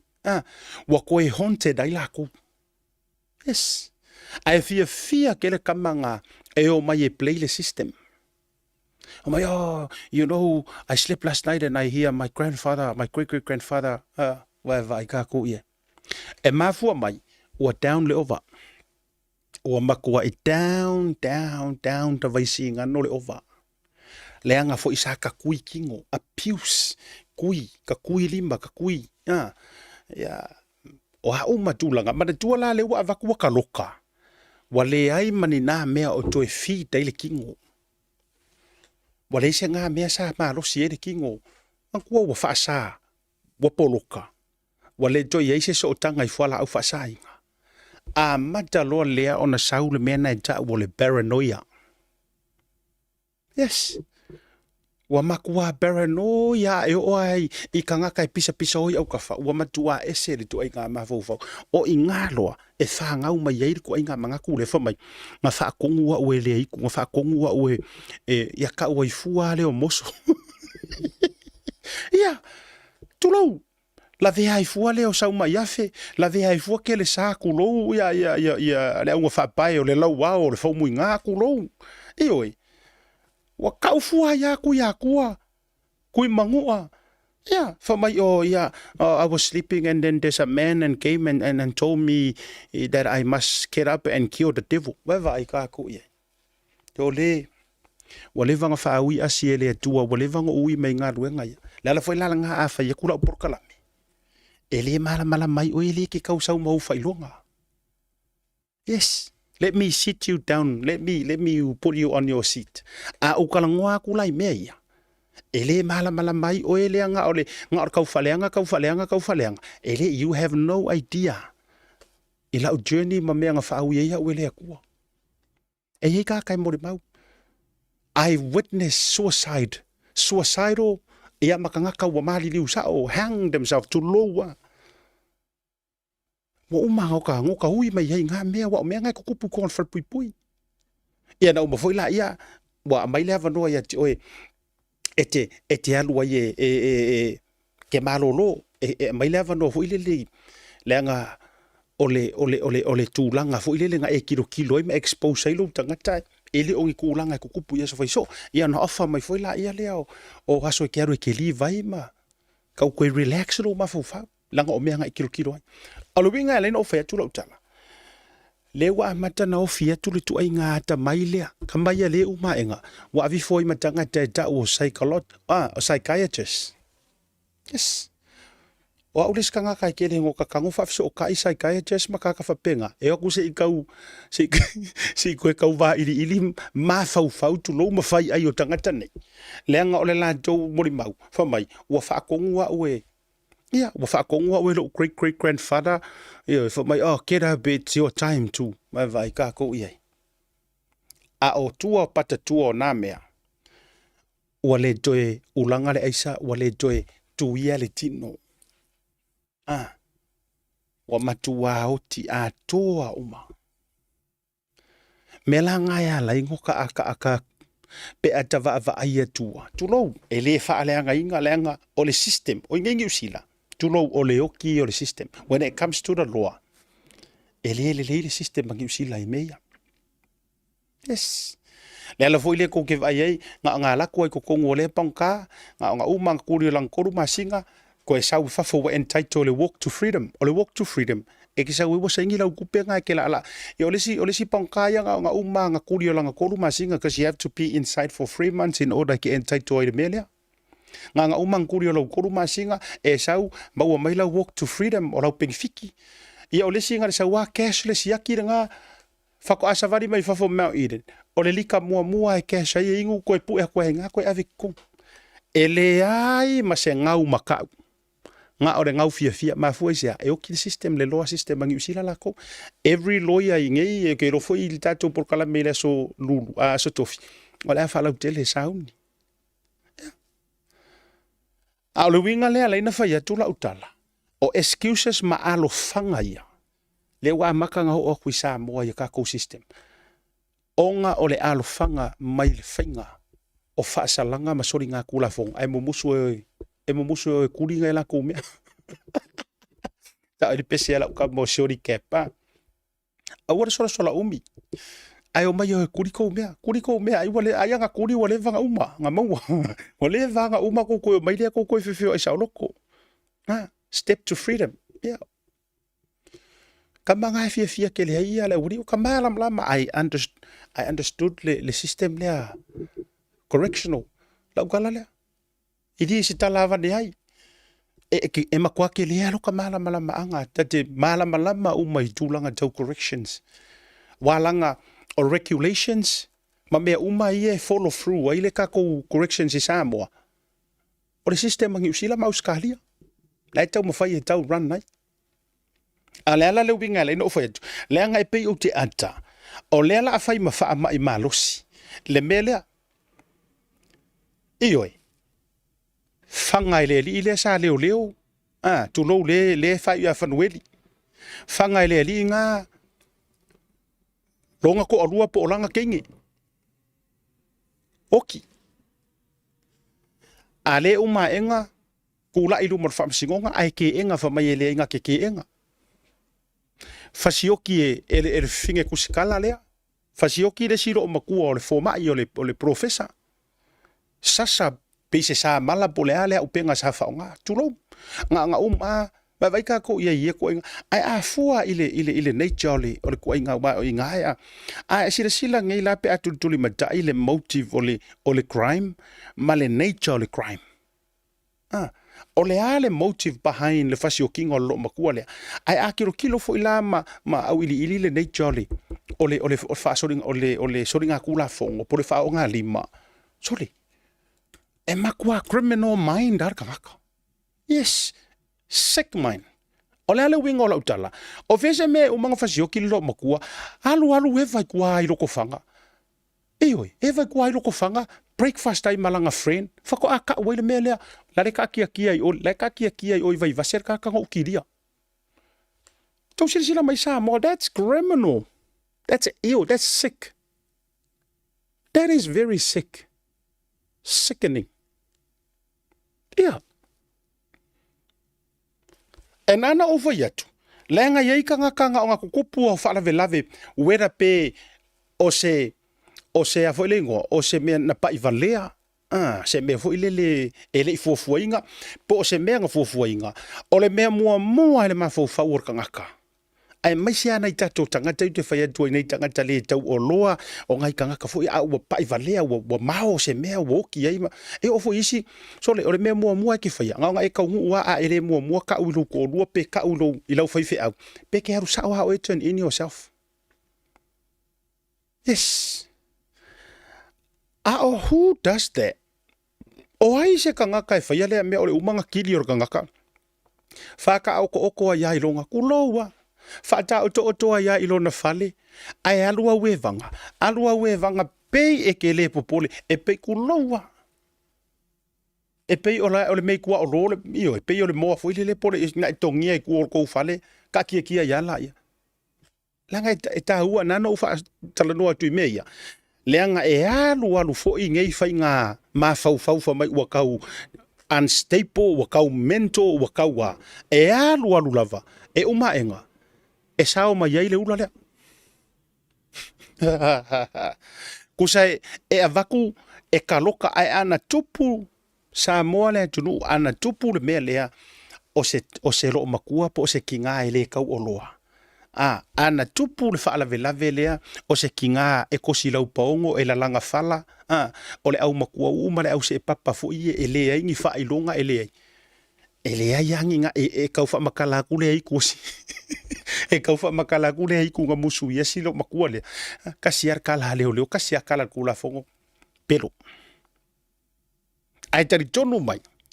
E le mawhai nge ia nga kuua inga le keisi lea ar tina lea. Pali i whikeo. E avaku nge ia.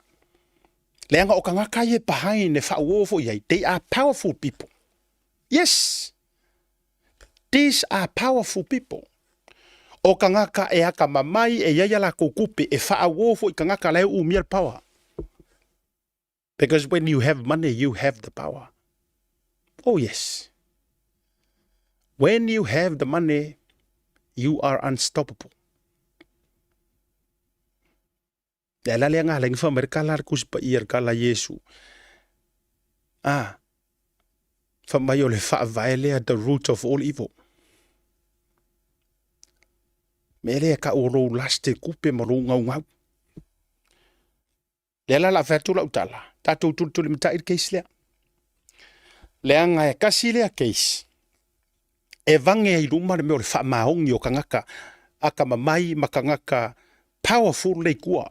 Lea nga I got some good sources.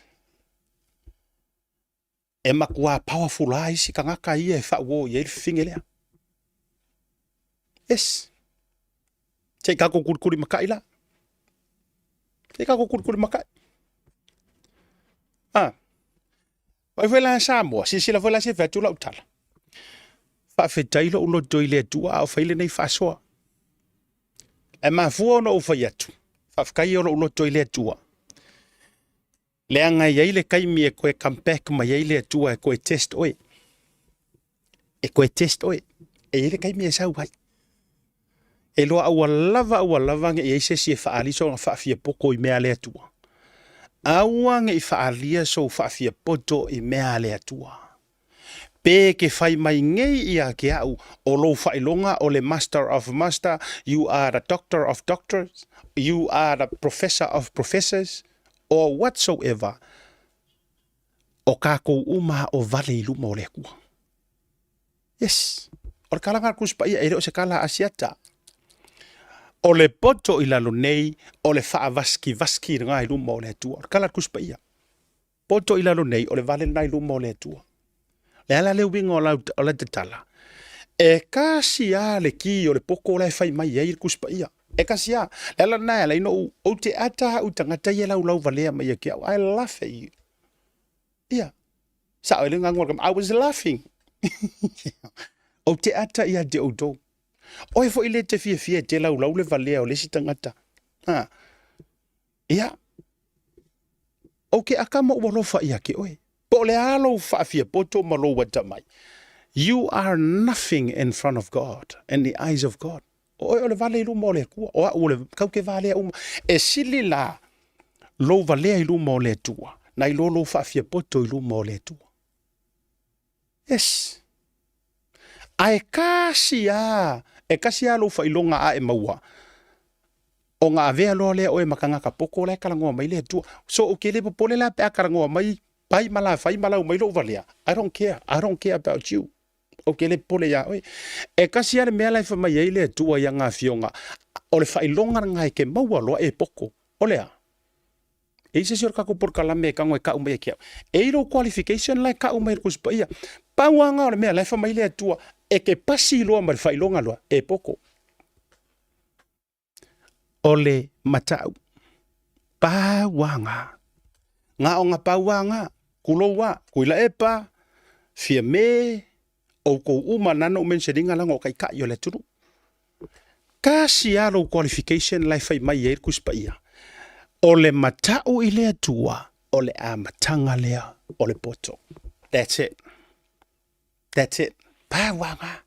So awange isau se se kau ka umai songa PhD ya ke au. Ya asia kai rungo o prokalamel nei. Au fo nge isau se fai mai o e mau kusi fa sala lau.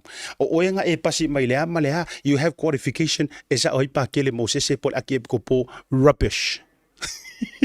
Rubbish. Yes. O to fo ia lau fa sala lau. Male au ka me milo I tua tau te ia e mo to ia fa ali to fa fia tama mai. Fa'afekai I lea kua pea ua mo sau fasipepa fa'asalalau. Fa'afekai ia I lea kua. Ai lea ma sesi o kou o kawai o sau se CNN. E lea ma sesi o, le la kou mahaliliu ma kou ko I inga ma kou loo ma kukua lava. E nga kai sa moa. E lea ia ma sesi o kahalu o kawai a kungala le whamai. O le tātou tama fa'asalalau fo inane ma tautia. Lale wai o le Fox America, lale wai o le ABC News, lale wai o le CNN. Even TV1 ang Usila. TV3. O fe e ala ko failonga. Fe e ko wakamamai. A o nga lava ko ke fa pala ya ma ko kolo ya inga kama I mea ko ke faia. Le winga nga lengo o faia. O le qualification o la ufasala lau. O la wai a o Yesu. Ya. O le qualification o la ufasala lau asiata.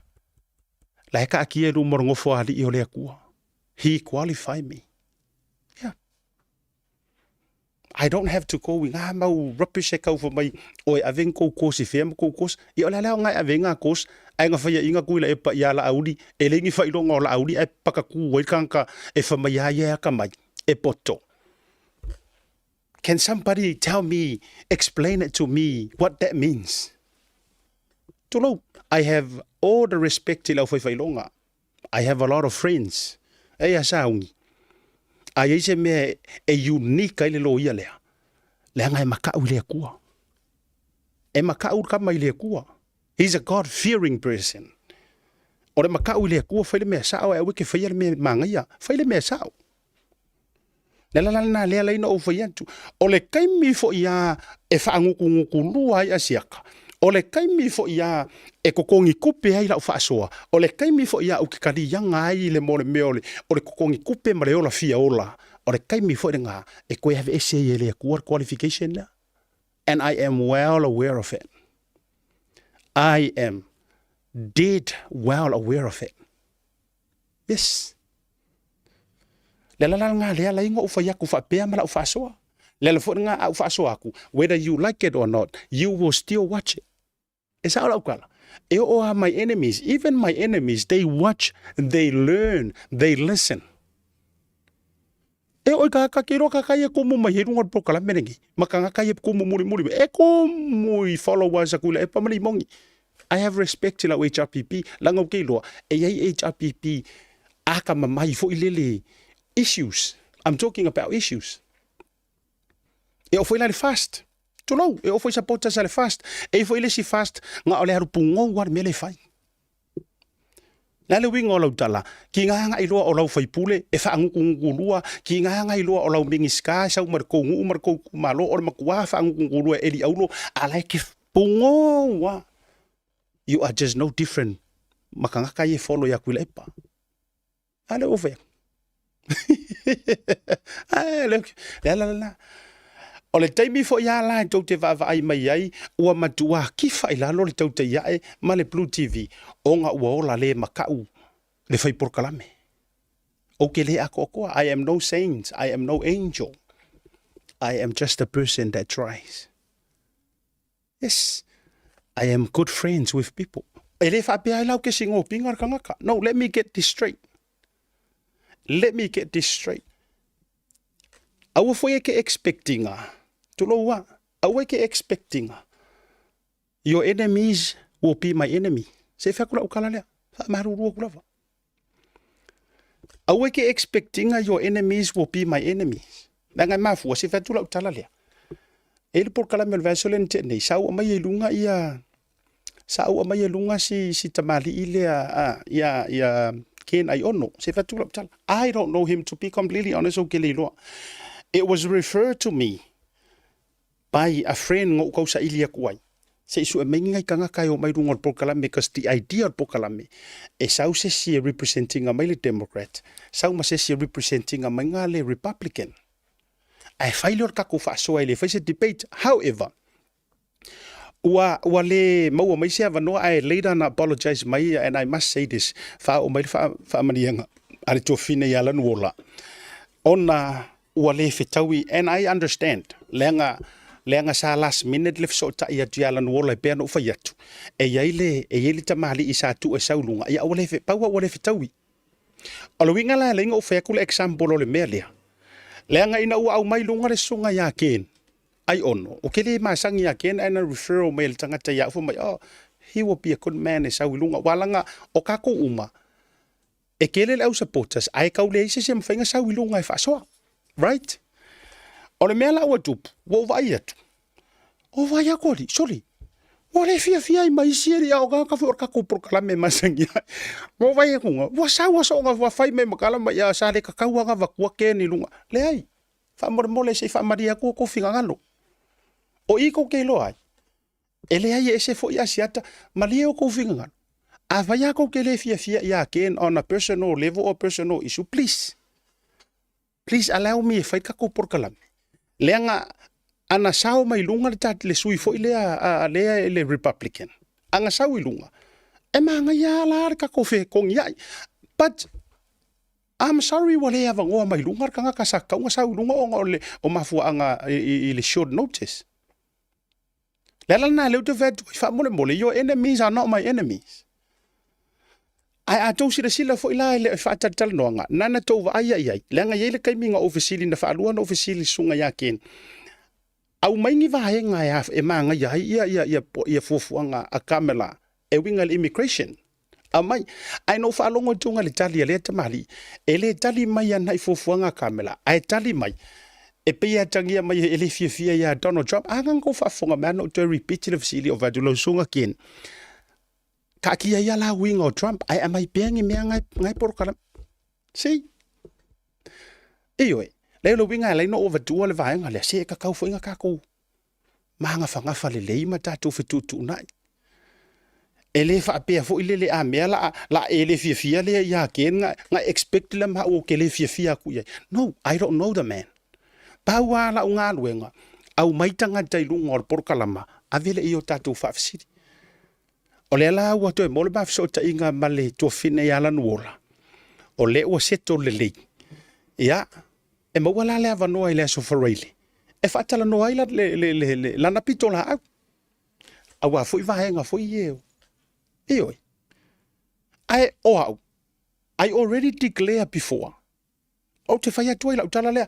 To me, o ke le ku se va. O le kele yo ka ngaka e whaia le upu pelo lea wha mai e ku le va. Yes, o le ngā luenga wha a media e te tū le o ngā te tonu. A o le tangata lai tu o le media. O a uia. E iai le vaenga wha upu whai o ke langolango inga.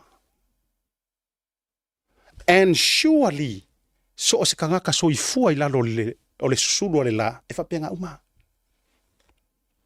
ai a fa ya lo ki ke e ke ka uma fa ya o e ke ku ia fa le palengi ai a te wa fisili mai o le alva nga fa u fa e ke karikongu ia tu lo ya ta to sa mo a do ke fa ya o ke ku le miracle government yes o le ngonga le o fa ngoa ngi o le malo le fast o le miracle government le nga o va venga le me ma fuai nga ko ilalo se fainga malo ai le ongi ange rura ye ko kongu e fo se ma leu ai e ta ua la le ku ala lo ka ko fa kong fola ai fesili mai ga u palo ka America le nga sa upisa mua do le mele sa upisa mua ko o isi ka o va ko mengi fo mai ajiata ia na tele fia me pi o tu le e pa ma anga fo iki kangolango ia Trump a kusa se fa mole yeso ko mai pe ya o se fa ila fa yu ko mai ya ki ha o fa ila fa yu ya pe ku e Trump pe le ku Trump pe ku e Kamala pe le ku Kamala e ma wai se ku pe asia e ma wai la se funding al Blue TV soli ai o umano tango fa leo langa yo o ai America yo foi New Zealand o ngengi usila o ke leipa e ma kwa yo leipa ai kai me ke le fia ile leipa ele tau fia i male pungi ki ai lo e kisi le national lo e kisi le New Zealand first now o sa wanga sala i lu mo le kwa so le e ke le nga sala i lu mo le kwa e pule aska funge ile la o longa sa ai le fa pe ava ku rola pa lo ka fa si male lo o langa e ke le ko fiu ko pa lo kai no America wa o malele no fa mani no ya por kala me fia te lola ola tu America na tatala tele ai lo malama ma fa la tele le to tele onisi ai mai se alu tala no i supporta sal tato por kala wa wala kula ha o kirkilo e ma we se le to tele ai ia te wa ia pe lo fa yatu no o tele a fa ila por kala me fa tala no tangata o ke kala ngo isu ai fesili mai asia ka oila lau pa ki ke lango o America ia base ilunga o le matou tiro atu fa outsiders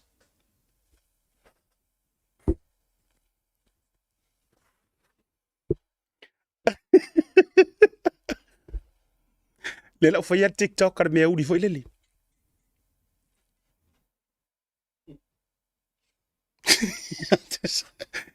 ya se ko a ver el pulo mato puli ke va tu pulo we va yo le fel por kala me an sau ia nai tongi me pulo de ia le la wo ka mai ia nga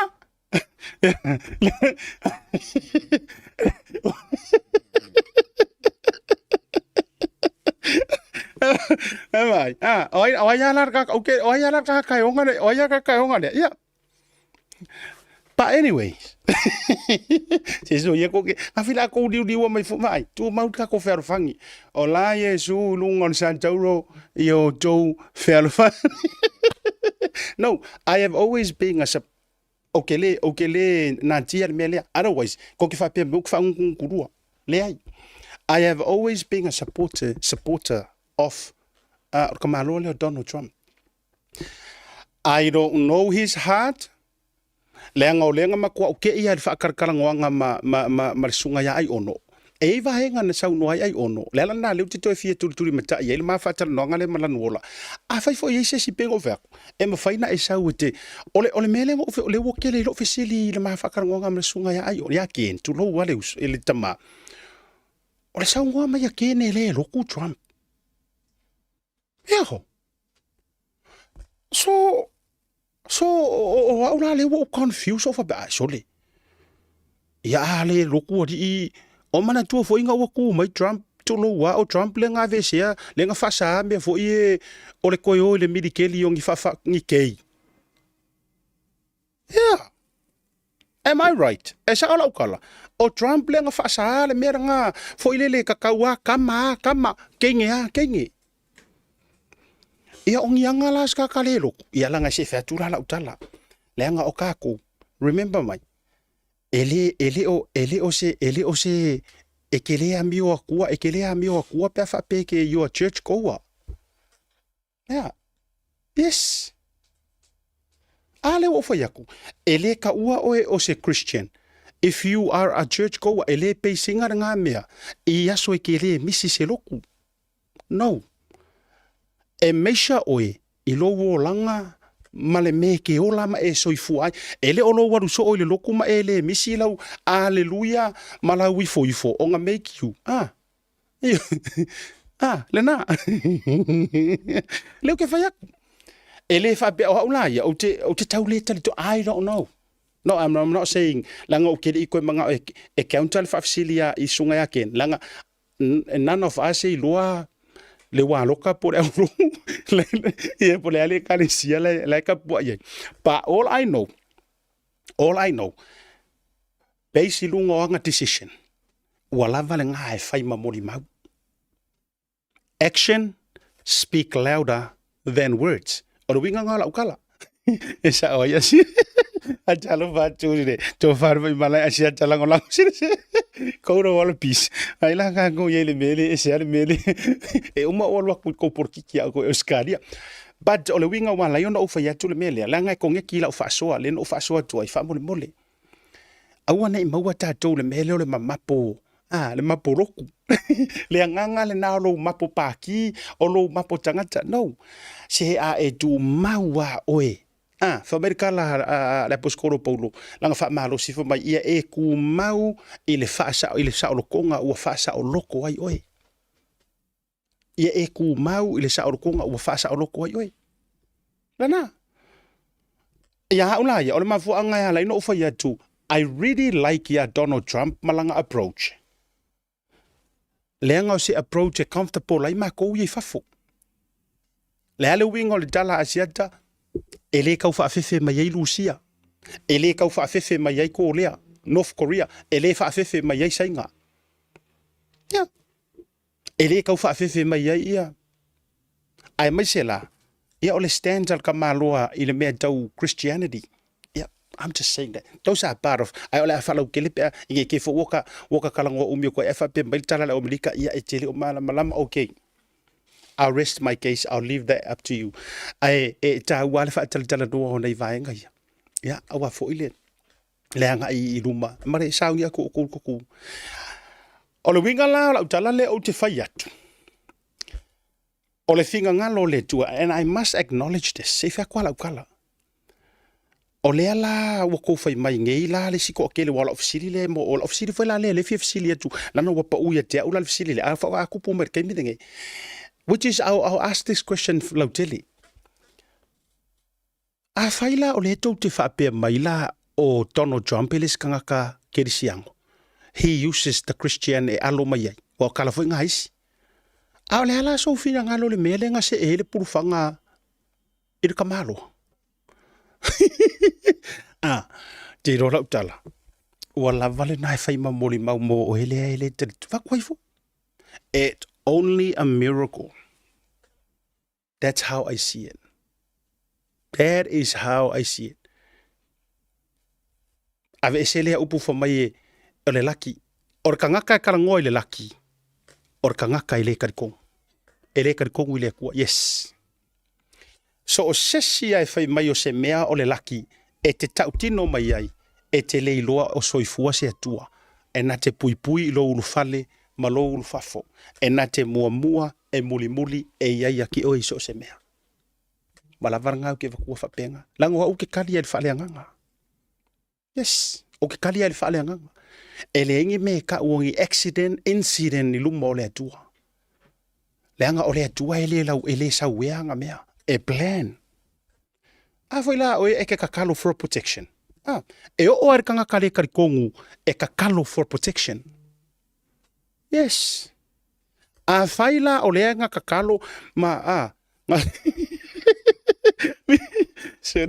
ele ma le te vertu leanga nga kupu le mele o lo ke Amerika ko ke lo o ko e fai atu la MC Portland I break ka kule news o la ua la e o fangar ka malo atu loa o te fai atu le au vahenga le na manto I Portland o fatu sorry vai o le sa le news o le fangar ia President Trump fo ngale I le mele sa fai langa I can't for my maybe I think it's a fake news asiata. O fa kulo la vanga si vanga le Amerika. Fa no it's real le ke va kule mai lunga. O le kala ka nga kai nga ye kai miringa. To le miracle le mea. You are a miracle working God. You are a miracle. Come into a miracle today. Come and do a miracle today. You are a miracle worker. You are a miracle worker. Ve vai la. Anga o ngai ka umai ya. O le tua e fai vaveng. Ya. Nga o ngai paku vapenga. Ya ai pule aska fungi wala ngai le paroka siaka. O ai ai tula I se prestene. E maka uile akua. Iwe. Wala ngala lengo ko fesidi aku ya ken pe loku kamla. Asa unga ele mana pe loku pe. Ya ai mana omia. Ya le tula I mai o se prestene na te fia le amio tonu le tua. Ya e alofa fo itangata o ha uma tulanga. O fo ngai manga ku fa piko nga Amerika. Ya e alofa fo mo tangata lau tele. Wala nga o auto. E ilo utali tonunga. E iaile folanga o le Constitution na Amerika. O te lei loa iaile Constitution na ngi usila pere kāngia. E paua lea o le Constitution. Sa o lei, thank you Tangaloa, Fia Manase. Yes. You can see better when you're looking from the outside in. Just how we are able to understand better of what is going on in Samoa. I stand for. Yeah. E whea kula kakala. E me se fo nei tūlanga I vaenga o le tau te. O Constitution o isi a kungu. Sa kusia mai lo ilunga o le akamamai. Sa kusia mai lunga o whailonga. Tau te iloa o tau le me ese le Constitution o le kungungi o Amerika. Alela o whekua wa a kongu o isi Amerika o makamaka mai. Anga ke le sila fia. Alela o whaasoa koe. O le Constitution le ngai. It was inspired. A whai o isi Amerika le ke mai mua mai rea whiawhingi. Ka ngola e like pe love. Show some love. Pe a whai e mo ila ukala le o whea. O le mea lea e ese ai le Constitution o le kungungi. My Constitution o ma o isi a kungu. Leanga ai whai kau I ai. It was inspired. Yes, or kala anga nga Constitution of America. Inspired by who? Fa mai ole whaavae sa kusia e ala I musunga. Yes. Sa whaavae makusia e ala I musunga. Pau fo I leo Constitution e le suia. Yes. E le suia. O langa sa inspired. Yeah. A ua fiangi Constitution o ngisi a kungu ua kasui. E lele. Sa moa e whailo e le iloa. Tu lou langa o le mele sa iloa. I tātou tu lou alenga ngana o le tai lango. Angole ngole sa ingo fa ingo ka ku ngole ole me bolla langi. Fa mai singe ya singe ka mai ya ku. Ai ua sui fa fia le nei. Ia le ave vesi e sui o aku koe fa soro muri isi ia koe aku lesi koe fa foi. Ai singe winti. Ia are wingo la tala. Tati atu o tau America. Ona ia o tau fa to fa la inga. You know better. Ia o matou o le matou na tungalunga ma le matou va ia tu. Ai a fai e alu ai tu la I kamela. Se fa tu la tala. A fai e kulai. O le matati a mua le. Which is I have no idea the history of America. Pe ia o se ulu ai pelesi kenge ka mai ka ile ngai. Pe a tau lau o lona fa moe. Lumi ngola tala. Lono winga. E ia mea makaukia e kupuru paloka lea. O mea matautia e kupuru paloka lea. Mua. A toi tu lai Donald Trump. O se ulua I kaimi fo I lea I le history o Amerika. Ua tupu ai se mea whaapea. O se sai to tonu o le office. Sa avea ma prestene. Malolo. Toi tau wā. Toi tu lai. Solo no winga. E matua history making o mamea. A kula I my Trump first ever in history. Se peresi kenge nga malolo aku. Koe haru koe kawasa mailonga waa. Koe sau koe kula. Ai a faifo ia e tau nuu ia manu malo ia le taita ia Kamala. Leo le taita ia le malo le taimile nei ono o le ua step down ia le Bristein ia Biden. O se taimi mua fo ila lea I le history o America. O le tu la iai. Se prestene tamaita. O se tangata nuu fo le tangata uli. Ia I le tūlanga. Malango Amerika e tūlanga whapena e iale e leipo o tangata papai, tangata uli, Mexico, Pasifika, Asia, so on and so on. Ia. La tātou tuli matai le unga o November. Ia. Po o le ale history le ala rewrite I tūlanga. O le pale mai ai. Ka ko vai ka ko fai ia paroka isia ko ele pisa ila lang paroka ro Amerika. E matua pisa mai amatala no ai le langi. Ya la nga o le super power. Ya, o vaenga wa fea. Mana ia yo nai vaenga o tupu mai. Ono lu te fai atu lo tala. Ole si vaenga ai kula I mai samo. Ole ke ka kale o pokaki. Lona fao o lima inai tamaya po nai tamali ia o mali di. On fesiri la o ila ke era o inga ya tatu matai. Ta sile na vaenga la walunga mai samo. Ai ona ua faatupu la ia le tūlanga o le fasio tangata Samoa ia kungu I fafu. Ua makua faakupu la ia le faamai le kokongo sio kakua kungu. O le leua ea matangata valaina mafao ngala au malosi. Yes. O le, ale o ai tangata ye o lato so tanga mawalulunga ma o lato tupe matulanga o tauoloa matulanga fapena. O le o iai. Ia si tātou tuli matai po fea atua ia I patatua o nei mea. O le si tātou tala o to mai Samoa. Tau fiel malai valele I faleolo. Ia se tama I tai Filipino. Oi, kalo o isa ia. Anga Pilipina nga papai. Ioi. La tau fia I faleolo. Ona ua mawai ia se au fainga o le Aisa, 0.18. Sorry, 0.83. Ia, I totonu wala na ato. Ma se pulufana, po se utu tau. O se tuainga o se fana la ititi. Ina ua transit la na waa malanga mai Amerika Samoa, sa whainga luenga pe sa whaia onga. I se onga ino uli, se vocational technology I ino uli. Ona malanga mai lea, e oso mai faleolo anga ia tui fiti ia matapena tua ia tui fo ia tui Filipino po Filipaina. Ai maua loa I tātou masini sue po le security ia tātou I malai I faleolo.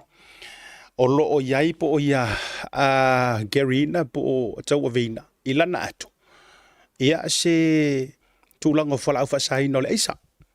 po le methamphetamine ia ma se pulfana po se utu tau o le lai ke o la utau fia ia mai le fai malanga tu ma le tu o Samoa a o lo te ena le neita mai ta e tau la mai lana loia o ka mai ka ia suafa ia Adrian so no Arian o Irene o le ngo enga le vai ko ia por me o sa ele se pela mai e tatou o Ariane Faye Templiki le suafa o le tamaitai ia maolo tau fia ilalo le vainga a leo i Samoa ele mafai ona tu ua Samoa se isa ili masu pe ai se awa ia fai ai lea to inga so ringa tula fo o le lai te ena le tamaitai Filipino le ma fa pe mai ele ai na tele i sila fia ina na tele i loa ele lo ola na te tu ia fa mai e ele tanga to no fo tu me i tono lana atu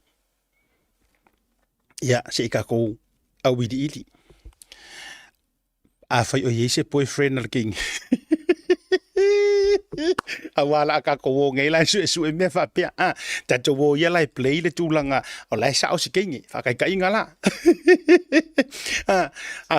a fa pe la o le sa o le o ko si la mai ka mai kai la ta to wo na se va tu foi la le analysis a sia kala ko ya a fa pe nei la o si ka mai kai ngai o sana wo se maula fo ila ingu udi na Amerika sa more ale o musu e alu langa kingi ale fo na we e to mo watu ma to fa fo ia po lai break up fo polea ia maybe ono e ono tupula nga mea wala nga le ke nge fa mai e na tele lo ai ke lo oi ele ke le me ka o le pointer 83 ele a kose kalama ioi ele o akose kalama it's nothing it's little ele te lele na me tulanga le o te si male le fa ngai no fu o meni o fola fa saina nei male ngai ya puru fanga ai kirkiro la o fisili o le wingo la tala ya ta ilo ya pe fa ngai le tama ta ile maybe la ke fa ngai pe le ai foi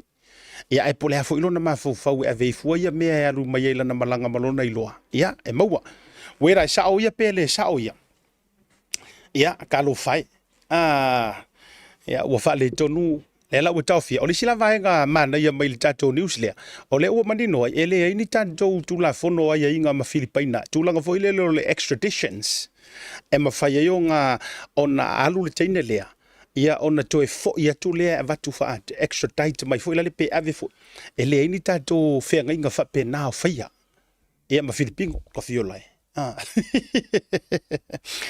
o le tele o nei tausanga ia me se foi lai le na male lai na walanga o i o le ia ka ko so kanga ma Filipinga ele na jalo America Samoa ia o le me o le tanga tala ia le kale sia iskerisol o ia so ngatai ia e matua tumu o Filipinga o nga foi le me o fa Filipinga ia antalo fai dalo oi kalo oi sa ianga babai io ya pasensa ko sa iyo para sa imong pagkahalik ay sa iyo nga ma problema ay kapanga ang Diyos magbabulig sa iyo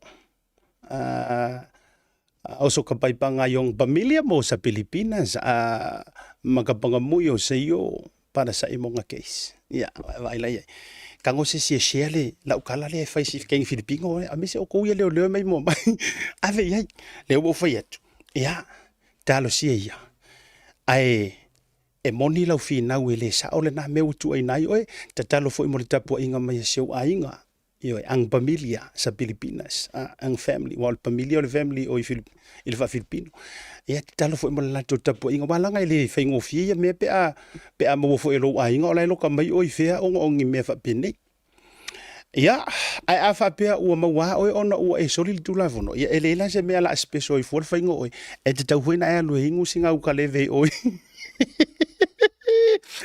e te tau foi na lo fai singa u ka le ve po singa u sina u sua le koko le sa por sualisa ya le ava tu le tai o tanu malala